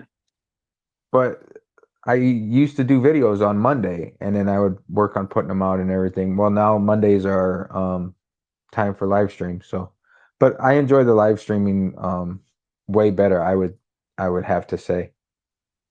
You Yeah, just I would agree with that as well. But I think the live streaming actually has cut into my ability, not my ability, but maybe my desire to make new content. Like I look at, like you said, you mentioned Four Nines, right? And I would go to Booty Girl as well. They're very similar in style, but they're both super successful, right? They're both putting on subscribers at a great rate, and I'm sure they're killing it financially. I'm sure they're making good money too. But I don't know that I have that. I definitely don't have that level of commitment. So I know that I'm never going to get to that stage. yeah. You know, Um, I just don't have it. and that's sort of like what to hit back on what you said. The live stream sort of took my momentum out of making content too, but it's not a bad thing because I would rather do these live streams than do a video on what I think the price of gold's going to be, or what happens if this, or what happens if that. Yeah. I was trying that. I mean, it was okay, but I don't know. These live streams are more fun because you get to interact with chat, you get to interact with people. Um, it's just more my style, I guess. I don't know. Yeah. No, we get to learn from people. We get to learn about people, and we get to expose that to the other members of the community. So I really like it. Yeah, the live streams that you guys do, I really do enjoy those, especially the guests you get on there. You know, Sal was a big one, but I tell you what, I think one of my favorite was Dub C, man. Yeah. Oh, see, Hey guys, type in the chat who your favorite guest was, since we're gonna talk about this. Dub C was awesome. We've had him on 3 times, I believe, Yeah. Gator and was there really good too, man. Yeah. Dub Gator's C might interesting. be on even sooner, or we might have Dub C on again soon. Yeah, I'm kind of waiting on an email from him. We might have him on an upcoming show pretty quickly, as a matter of fact, hopefully. If you're in the chat, Dub, don't forget to email me. Sandy says live streams are real and raw. What does a guy like me really know about spot price and investments, right? Yeah, I Exactly. mean that's what it comes down to. I mean anybody can Google or read an article. You don't need me. I When I first started my channel, I read articles out and did all that stuff. But then it's like, what do you need me reading an article for? I sounded like a third grader trying to pass a spelling bee test, and I'm like, this is dumb. I'm Yeah, like, I can't. So then exactly. I did unboxings, and I mean, you can only unbox so much stuff.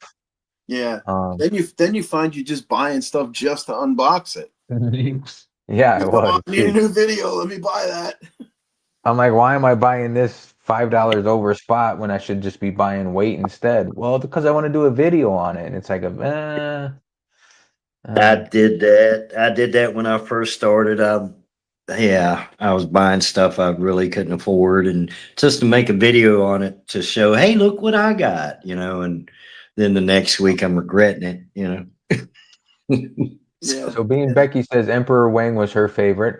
Could have guessed that. We have him coming up in about a month and a half or so. Matt Actually, Wing says Dub about a month, C. right? He's September 1st. Oh yeah, so it would be about a month. Yeah. Yeah. Matt Wing Now, says see, Dub I C, did. Sal, and Gator. Has What it been a while since you guys have had Emperor Wang on? Because I didn't see that one.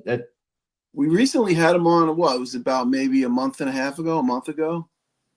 Probably about a month ago, I think, No, maybe. you know what? It was Memorial Day because yes, Mm. it was Memorial Day, so it's been 2 months. Yeah, you're right. Wow. And it Yeah, will be Labor Day when we have him on again. that is correct. I believe it's his government job that he works with aliens and he gets holidays off. So, Yeah, he's definitely CIA. He's not talking about it, but this that little was, guy here told me about it. you know what? That was so cool. Like, what was that, a month ago or so? I got an email from him and he's like, "Hey, can I be on your live stream September 1st?" I'm like, "Yeah, yeah, you got it." Um, So that was cool. Like he reached out because he likes being on the show, and that was his day off. He gets that day off for a holiday. So I was Yeah. like, yeah. I'm like, why you reaching out so far in advance? I'm like, absolutely. Um, Well, there's a lesson to be learned there. Anybody that wants to come on the show, just email us. We'll get you on. yeah, we say that all the time, and I think Emperor Wang was the only one that's reached out through an email and said, hey, I want to be on this time. But I think what it comes down to is people just don't want to ask. They don't want to be forward. But we want you to be forward. We're trying like hell to find people. Believe me, it's not easy. Vegas is killing it lately with guests, though. What But about me and Becky? yeah, another no, thing of is, course, that was from that one stream where we said, "Hey, who wants to come up?"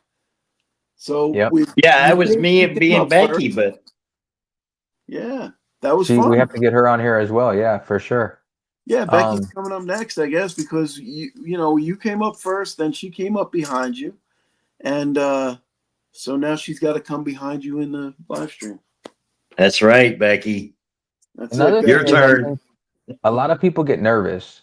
I don't know how many emails like I've sent out, and blue collar as well.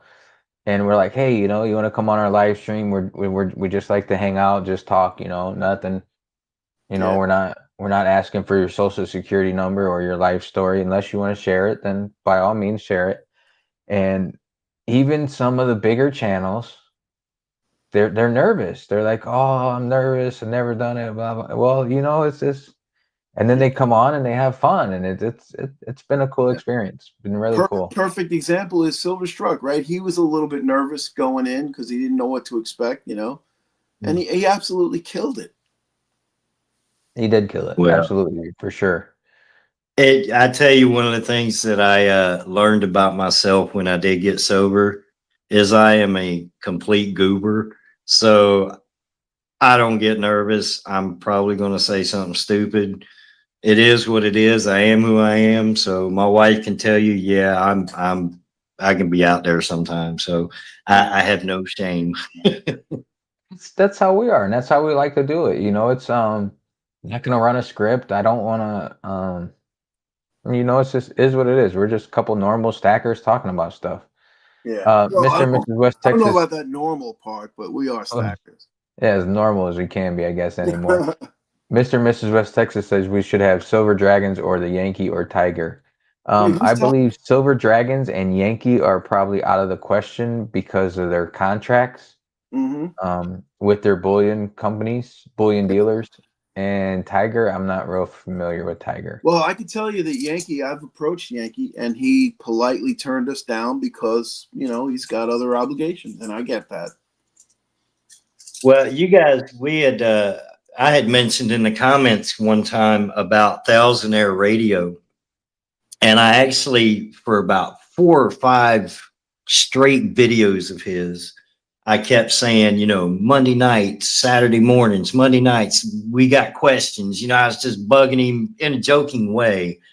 And he seemed interested. And in some of his videos, he would say stuff like, how am I going to go live? I can't even talk, joking around. So I think he'd be up for it. But the problem is, I have no idea how to get a hold of him other than through comments. Yeah.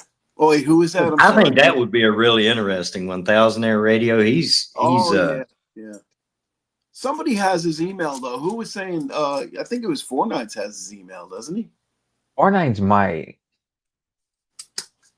maybe I'll just go in his comments he does do a video every day, right? I'll just go in his comments every day and hammer him every day. There you that's go. what I did. We appreciate it too, by the way. Because like you said, he doesn't have an email channel posted up, so or not. He doesn't have an email address posted up. So, Yeah. Rob Newman says, how long it take you guys to get monetized? Roughly a year. Yeah, a little over a year for me. Yeah, a little, just over. Like maybe 15, 16 months. Because once you hit that year, then you got time starts dropping off. So you really have to push those hours out towards the end to get Yeah, over that line. that was the thing that killed me. It's like once I hit a year, I was losing hours every day. But Yeah, yeah, Um, yeah. I'm surprised Rob is not monetized. Rob does some live streams, and I've been in there when he had 150 people in there. He does good coin roll Lord. hunting, and he Yeah, gets a cornhole good hunt. crowd in there. I got lucky. I got monetized in under a year. Yeah, that's awesome, man. Yeah. Are you kidding me? Yeah. Now, do you find you have, well, your focus is more on the sobriety aspect, right? But you have more sobriety subscribers than silver subscribers? I don't know. I have more loyal sobriety subscribers, you know what I mean? The ones that are in every comment, you know, they comment in every video. Um, but the ones that I do that are more about silver, they may get more views, but Mm-hmm. I see that it's different people that I, really don't recognize. So it's like YouTube is pushing it out because it has the word silver in the title, or, Yeah. you know, something like that. So it'll get more views, but my videos that I do just about sobriety or, addiction, those may not get as many views, but it's the same people. You know what I mean? Right. So, Yeah. Yeah. which is great. I love that because honestly, at this point, I would rather have 500 loyal subscribers that's getting something out of my addiction videos than, 2,000 subscribers that are just hit and miss and really don't, they're like, oh, it's that sobriety and silver guy. What'd he pick up? Yeah. All right. Yeah. I'm going to click off after 2 minutes. Yeah. It's like in the immortal words of Al Capone, I'd rather have 4 quarters than 100 pennies, you know? Yeah, exactly. Yeah. See, like, So go ahead. I'm sorry. no, go ahead. No, go. I was done. That's another thing, like with YouTube, when you start looking at the analytics, it's like a kick in the nuts. You're like, well, people are only watching 12 seconds or 13 or, a Yeah. minute of my video, and I just did 20 minutes or 10 minutes and I put all this time into it.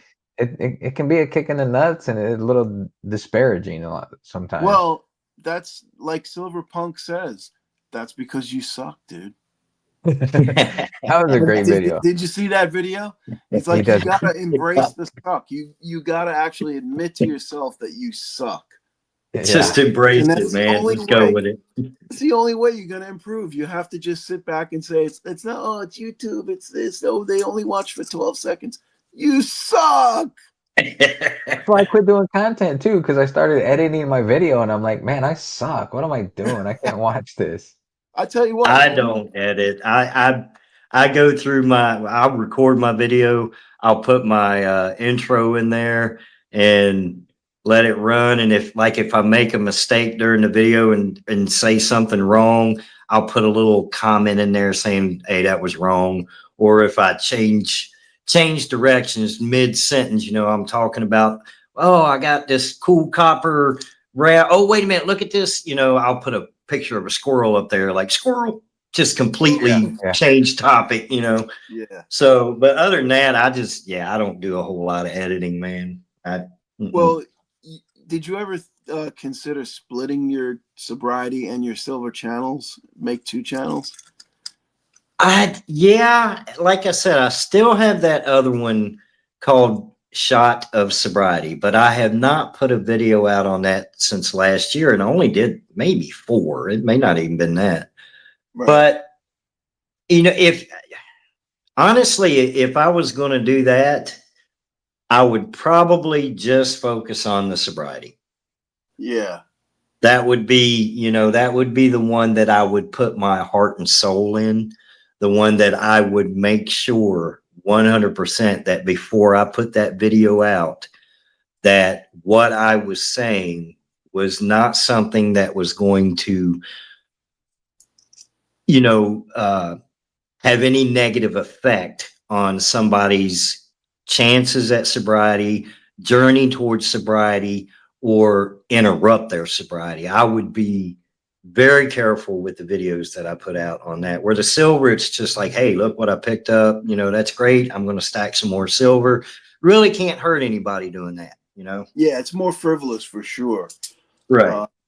But and then again though, it's like going back to what Silver Punk said, a lot of people that aren't sober need to hear the truth. You know what I mean? They need to hear that they suck at getting their shit together, and they Yeah. they got to stop beating their wife and kids, and they got to stop spending the rent money on booze. You know what I mean? People need to be told the Absolutely. truth. People It need to be told the is truth. exactly. Yeah. You're absolutely right. And I'm And sorry if I'm offending. I don't mean to offend anybody by saying that. But you're absolutely sometimes not the truth offending me, brother. hurts. Yeah.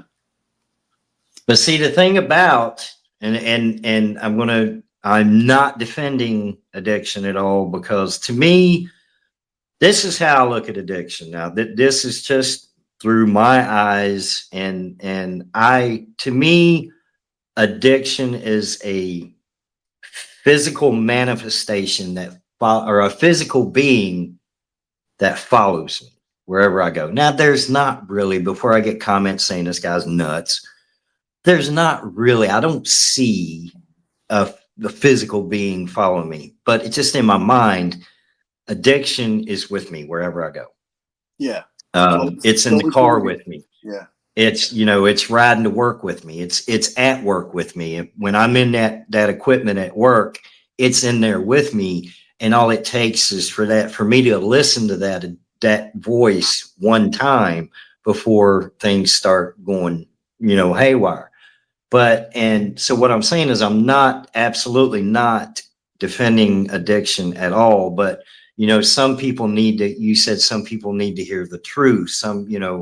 That sometimes tough love, I guess, is kind of like what you're talking about. Yeah. But you got to understand that somebody that is spending the rent money, and somebody that's being cruel and mean, absolutely not defending them at all.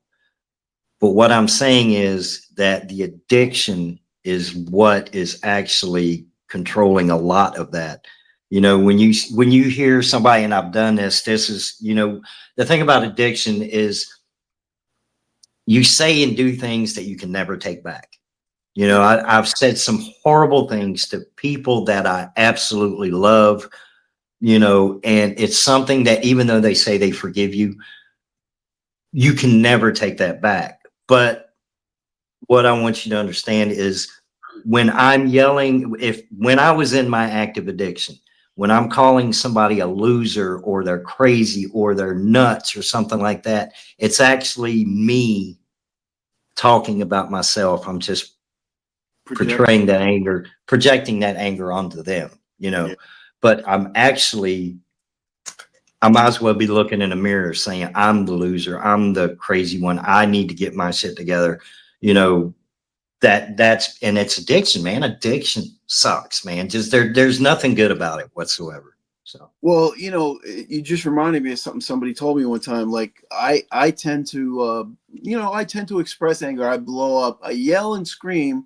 It keeps me from going nuts. You know what I mean? But somebody told me one day. Somebody said, you yell and you scream like that. People won't remember what you say, but they'll remember how you made them feel. yeah, You know exactly. what I'm saying? If you made somebody feel insignificant, or you made somebody feel useless, or you made somebody feel unwanted or unloved, they're not going to remember what you said to them, but they will remember that feeling that you gave them. Exactly. Yeah. And that's almost impossible to erase too. Well, I missed whoever, I guess Vegas, you booted somebody. I missed the comment. I don't No, think Vegas booted anybody. no Oh, need for the comment. what's that? Uh, Robert Bruce is in here. Says, "Good morning, everyone. I'm a retired substance abuse counselor, and one day at a time, have been sober for close to 15 years. But all I have is today. It's a mental, physical, spiritual, and emotional disease." Mm. Absolutely. Thank you for sharing, Robert. Appreciate it. Yeah. Oh, it was No, Robert. Yeah. There Robert was a said, thank comment. you for moving. OTG being OTG. That's all. No yeah, big it's deal. listen, it is what it is. Um, the use of the word disease, I'm not sure I'm 100% on board with that, but I don't know enough about it, so I'm not going to talk about it. Are you asking me if I think addiction is a disease? Well, no, I'm just kind of saying that I'm not sure myself how I feel about it. Like, do I feel like Is it a disease, or is it just a convenient way to describe what it is? No, it is it now. I don't have the medical jargon to back this up, Yeah. but I tell you this, when I went through like my third or fourth rehab, Hmm. we had a doctor, an actual doctor come in and was showing a video, and this might be a little drug out here, so I'll go through it as quick as possible. Yeah. But it was showing how the brain reacts to images. So they had somebody that was clean and sober, and they put them in a, oh, was that an MRI or a CAT scan or whatever, that showed the picture of the brain. And they would show them an image, and the image would be a microsecond, just an image, just like an eye blink of a cat, and there would be not a whole lot of brain activity. But then they would, show a bunch of different pictures and then throw in a picture of a drug. And, I don't know if I'm allowed to, whatever. They would put just a quick microsecond picture of a pipe or something like that. And then it would show the reaction of the brain, and it would just blow up, there's red everywhere. So,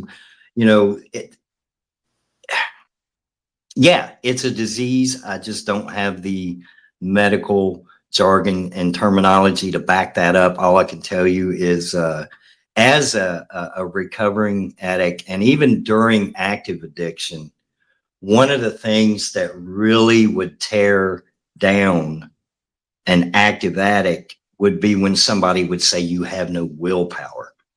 Right. It has Yeah. nothing to do with willpower, because if it was just willpower, all those years that I tried to stop, tried to quit, the willpower was there, man. It was just the circumstances and the addiction would not let me until, like I said, I just kept falling forward, falling forward, falling forward until eventually it just stuck.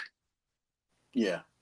Well, one of the things that I'm gonna relating to me, right? I'm a diabetic. I am overweight. Vegas will tell you that. Not super grossly overweight, but I am overweight. Okay. Shut up, Vegas. Um, I didn't so say like anything. you show me a picture of a pizza, and my brain probably lights up like a Christmas tree too. You know what I'm saying? Yeah. But I know I can't eat pizza because I'm diabetic, right? I can't eat pizza. I've been diabetic like for 35 years. Um, but I want that freaking pizza, man. And every once in a while, I'll eat that pizza, even though I know I can't eat that shit. You You know were what I eating mean? pizza the other day on your whatnot stream. I know that's what I'm saying. Why you got to bust I him out give like into that? temptation, but nobody will look at me and say I have a disease. What they'll do is they'll say you're a lazy fat slob. Go to the gym and stop eating pizza, you piece of shit. You know what I'm saying? Right. I So like Um, I like what Robert Bruce said. He says people say use willpower. Has willpower ever helped you when you had diarrhea? I was just going to point that comment out. That is a yeah. perfect analogy. Exactly. Well, you're talking to the wrong guy. I have perfect sphincter control, so I will definitely not shit my pants. I can tell you that for a fact. Mr. and Mrs. West Texas Stacker said he was addicted to gambling and booze. Now it's metals. I work two jobs to feed my addiction. Yeah, Gambling's a mofo, man. I'll tell you that. And it is. it's rough. Now, Yeah, see, that is an addiction, but it's an addiction that I don't speak on because I have no knowledge of that. I was not. I love a good game of Texas Hold'em, but man, if you're hanging out and we're going to play some Texas Hold'em, about $20 is all I'm throwing in the pot worth of chips. Other than that, I'm done. I never got into gambling. yeah, So on my videos, when I'm talking about addiction, you will not hear me talk about gambling because I right. don't know. Yeah, no, I Ian, hear you, man. It's gambling. I feel like I can walk away from it, but when I do get into it, I'm not a very good gambler. I can tell you that. I've seen it ruin people, absolutely ruin them. Yeah, 3D Woodwork says it took him 42 years to learn how to not take the first drink or drug. Wow. yeah. That's yeah. Well, let me ask you this: We your problems with alcohol. What age were you when you first started drinking? Do you think that had an effect? Like, in other words, your brain couldn't have been fully developed if you started drinking early, like I did. I started drinking when I was 13. Well, you know what? The funny thing is I went all through high school, uh, didn't drink, didn't party. My father was a bad alcoholic, and it ended up taking him out when I was 12. So all through junior high and high school, I didn't touch alcohol. Yeah, And when I went in the military, I remember, my 21st birthday, I went to a place called the Tower Club at Fort Sheridan, Illinois, and started drinking and shooting pool. And then it just gradually, it wasn't a light on, light off situation. Alcoholism is gradual. It's a progressive disease. And as I as I got older, I would say when I started drinking daily, or even, I did the classical process. The classical process being work all week, drink on the weekend. yeah, And then it progressed to, hey, today's Wednesday, I'm going to go have a couple beers after work or whatever. And then eventually years and years go by. And next thing you know, I got beer in the refrigerator. I'm drinking in the evenings before I go to bed. And then that beer turned into, why am I buying beer when I can just get, vodka, and a couple of drinks will do the same thing as a six pack. And then bam, it just, next thing you know, you're 50 years old and your life's falling apart, and you don't remember much of a whole decade. And the alcohol became other substances that, I was a trash can. My addiction got to the point where if you had it, I'm going to do it if you're willing to share or whatever. So, but my downfall, what not downfall, but my main addiction was alcohol.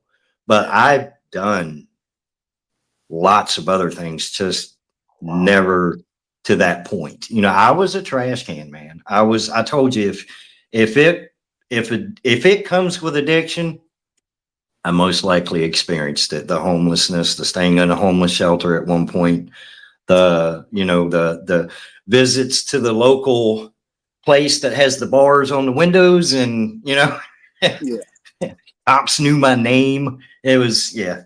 My daughter got pulled over for a regular ticket, and when the cop looked at her license, said, "Oh, your dad wouldn't happen to be blah blah blah," and she said, "Yeah, that's my dad." yeah, yeah. No, But listen, it's who it made you who you are right now. You know what I mean? If you weren't an addict, how do you think your life would have changed? You can't even possibly even project that. You know what I mean? yeah, exactly. I I mean, mean, everything. maybe you would have been a race car driver, and you would have got killed in the Daytona 500. You might not even be alive if you didn't take the path that you did. My point being, What are you you trying to know, say? He would have Exactly. been Dale You're Earnhardt? absolutely right. yeah. What the man that you are today, you took the path that you did, and it's like my my first marriage didn't work out, right? And at the time, I was devastated over it. But then I think about it and I'm like, thank God it didn't work out because I met my current wife and I got my four beautiful children.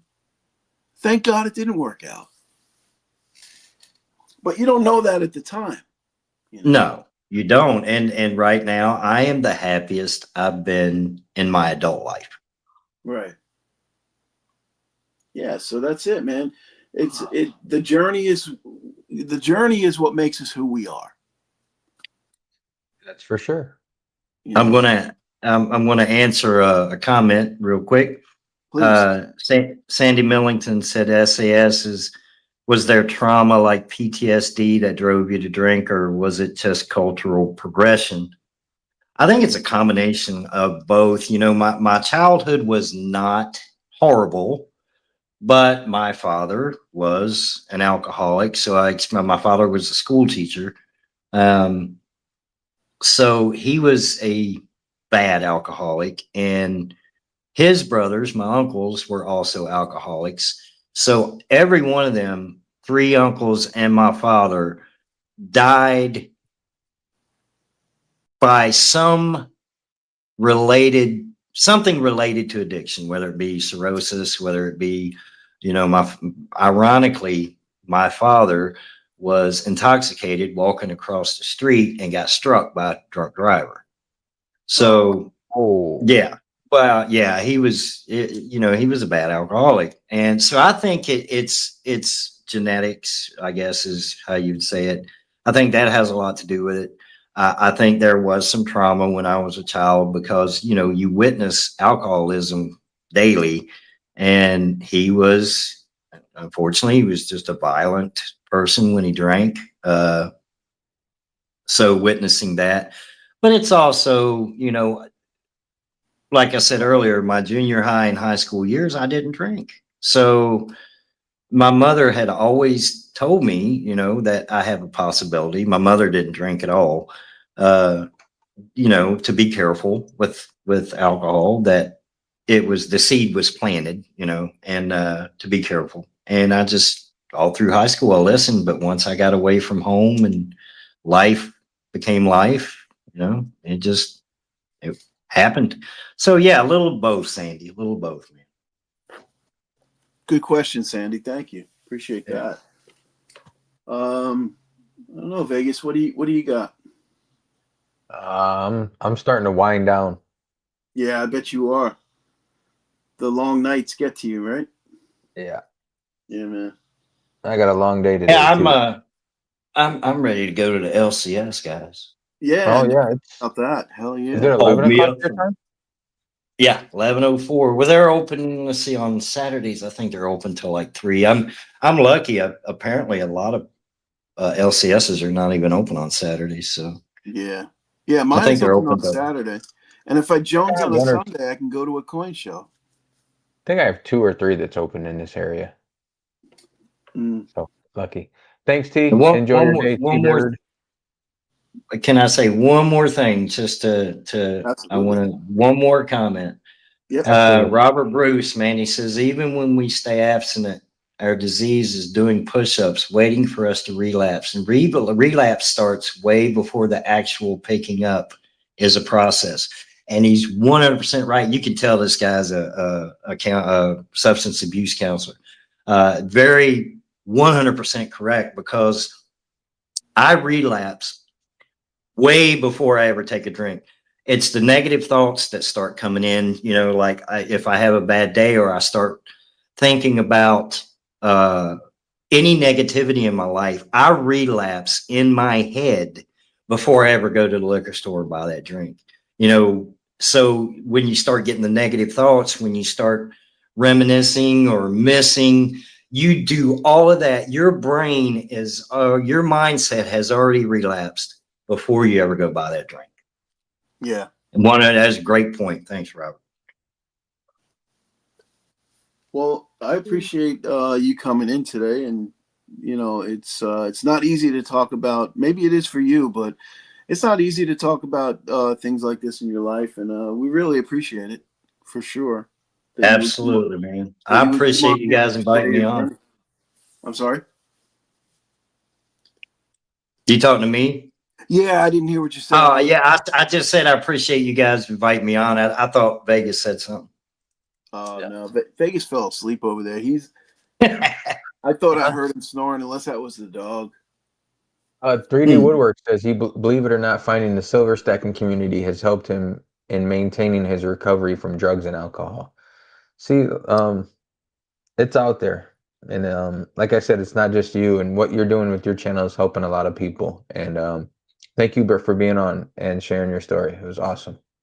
Absolutely, guys. I appreciate it. Thank you so much. Everybody in the chat, comments, thank you guys for sticking around, man. I appreciate it. Thanks, man. We appreciate you coming in. It was great to meet you, by the way, before the show too. All right, guys. I'm Take out care. of Enjoy here. the LCS, and don't let your plans go out the window like Littlefoot. Oh, he dropped out. He was out of here, really. Yeah, So Robert Bruce says if anybody ever sees him in the chat, please shout out to him, especially if you want to talk about something. So Robert Bruce is always there if you guys need somebody to talk to, which is and very nice. everybody, I always subscribe to people even if they don't have content. So I just subscribe to Robert Bruce. Someday you might make a video, Robert, and I'll be one of the first to see it. There you go. Sandy says totally believe it. 3D still battling, but feel the same way. So it sounds like it was a good stream, Oh and it yeah, touched quite a few people in the chat today, which is awesome. yeah. No, that's the goal, man. We want to, spread the good, spread the bad. Talk about everything. Oh, Sobriety and Silver tried to play it off. He says, "Damn, I hit the wrong button right as you were talking, Vegas." Sure, you would. Sure, Sure, he just wanted to cut Vegas off. We know. sure. I've had that trick played on me before. It's okay. Yeah. Chris in Virginia, thanks for stopping in. He said he was listening in between jobs or at the end of a job. I can't remember which one it was. Thanks, Chris. Always appreciate you. I gotta look back and see what it was now. I He know. says he's mobile from his last job, but listening in. West Texas Stacker said something that kind of hit home for me. He said, I wish I could stop at one or two beers or mixed drinks, but if I have two, I'll have 30. And that's the kind of drinker I was. I was kind of like a binger guy.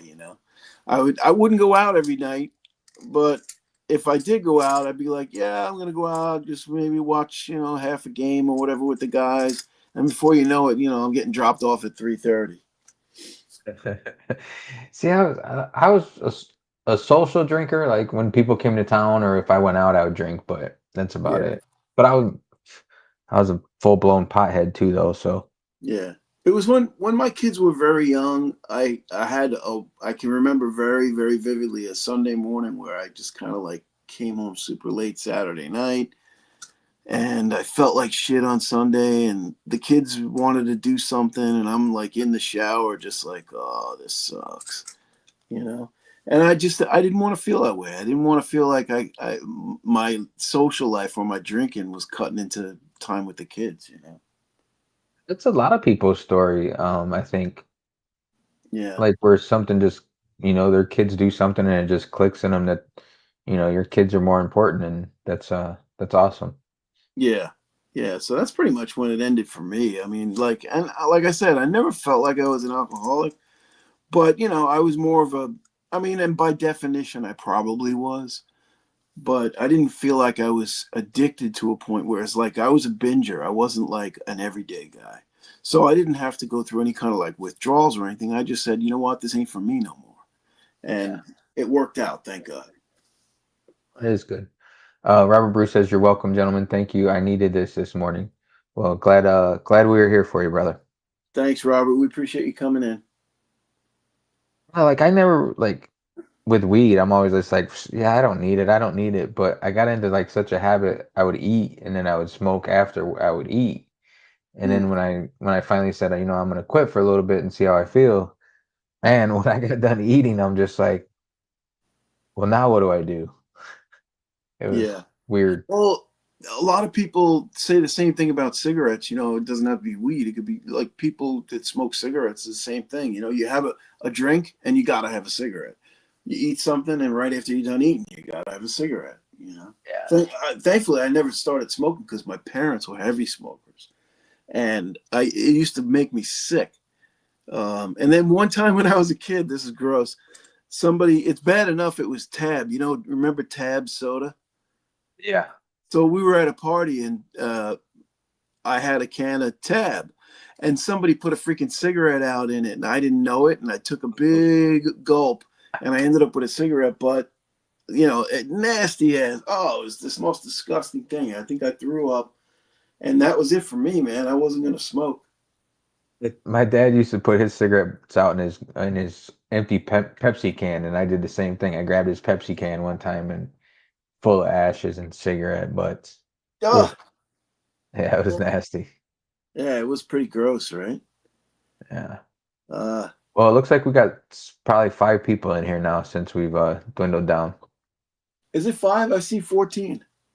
It shows 7 on mine. Oh, I'm looking at YouTube, so maybe that's off a little bit. All right, so YouTube. let's cut it and go on with our lives. I want to go to the coin shop myself. Got to find some more silver. Yeah, I gotta figure out what I'm gonna get. Well, no, I'll figure out what I'm gonna get when I get there. Thank you everybody for being in here. Appreciate it. Hope everybody has a good day. Good week. I forgot. Oh, there's not anybody in here anymore anyway. I meant to do it at the beginning. I was gonna act like I'm stepping away. I was gonna be like, I'm stepping away from the show. Yeah. Moving forward, it's just LBS. Yeah. Or Well, no, it's funny. You tried that last week, but nobody bought it. what's crazy is I tried to play music and my mic wouldn't pick it up. That is nuts. Yeah. Well, I have not promoted Monday, and I will put the Monday stream up because I haven't locked anybody in yet for Monday. But I'll get somebody for Monday, and I'm not worried about it. I might pop in Monday. I'm not sure yet. I have to see what's going on. Yeah. Day by ear. But hopefully the guest you or my replacement shows up. Yeah, well, I hope so. I'm gonna check my email as soon as I get off. So That would be awesome. Thanks, Chris and Virginia. Thanks, Sandy. Thanks, Robert Bruce. Thanks, 3D Woodworks. B. Taylor. He was in and out. Sobriety and Silver. Thank you always as for being the guest. Sandy, Danny, Bruce, 3D Woodworks, Matt Wing. Thank you, Mr. and Mrs. West Texas. Thank you. T-Bird was in and out. Said he was dropping links, but he had to go. If you're still in here and I missed you, Mr. and Mrs. West Texas, thank you. If anybody else is still in here and I missed you, I am sorry. We do still appreciate you. yes, we do. And as far as top fans go, Sandy Millington with 225 XP, whatever that means. Danny Millington with 175, and B Taylor with 150. Those are your top 3. Nice. And all of them will get a 10-ounce bar courtesy of Vegas Stacker. Just kidding. Whoa, Just kidding. Take it easy. Cut that. All right. Well, I guess that's it. It's a Saturday. Go enjoy your day. Yes. And we'll try and do the same. Thank you so much, guys, for coming in. Appreciate you guys and gals. Yes. Thank you. And we will talk. Blue Collar will talk to you on Monday. I may talk to you on Monday. We'll find out. Enjoy the weekend and see you on Monday. Take care. Good day.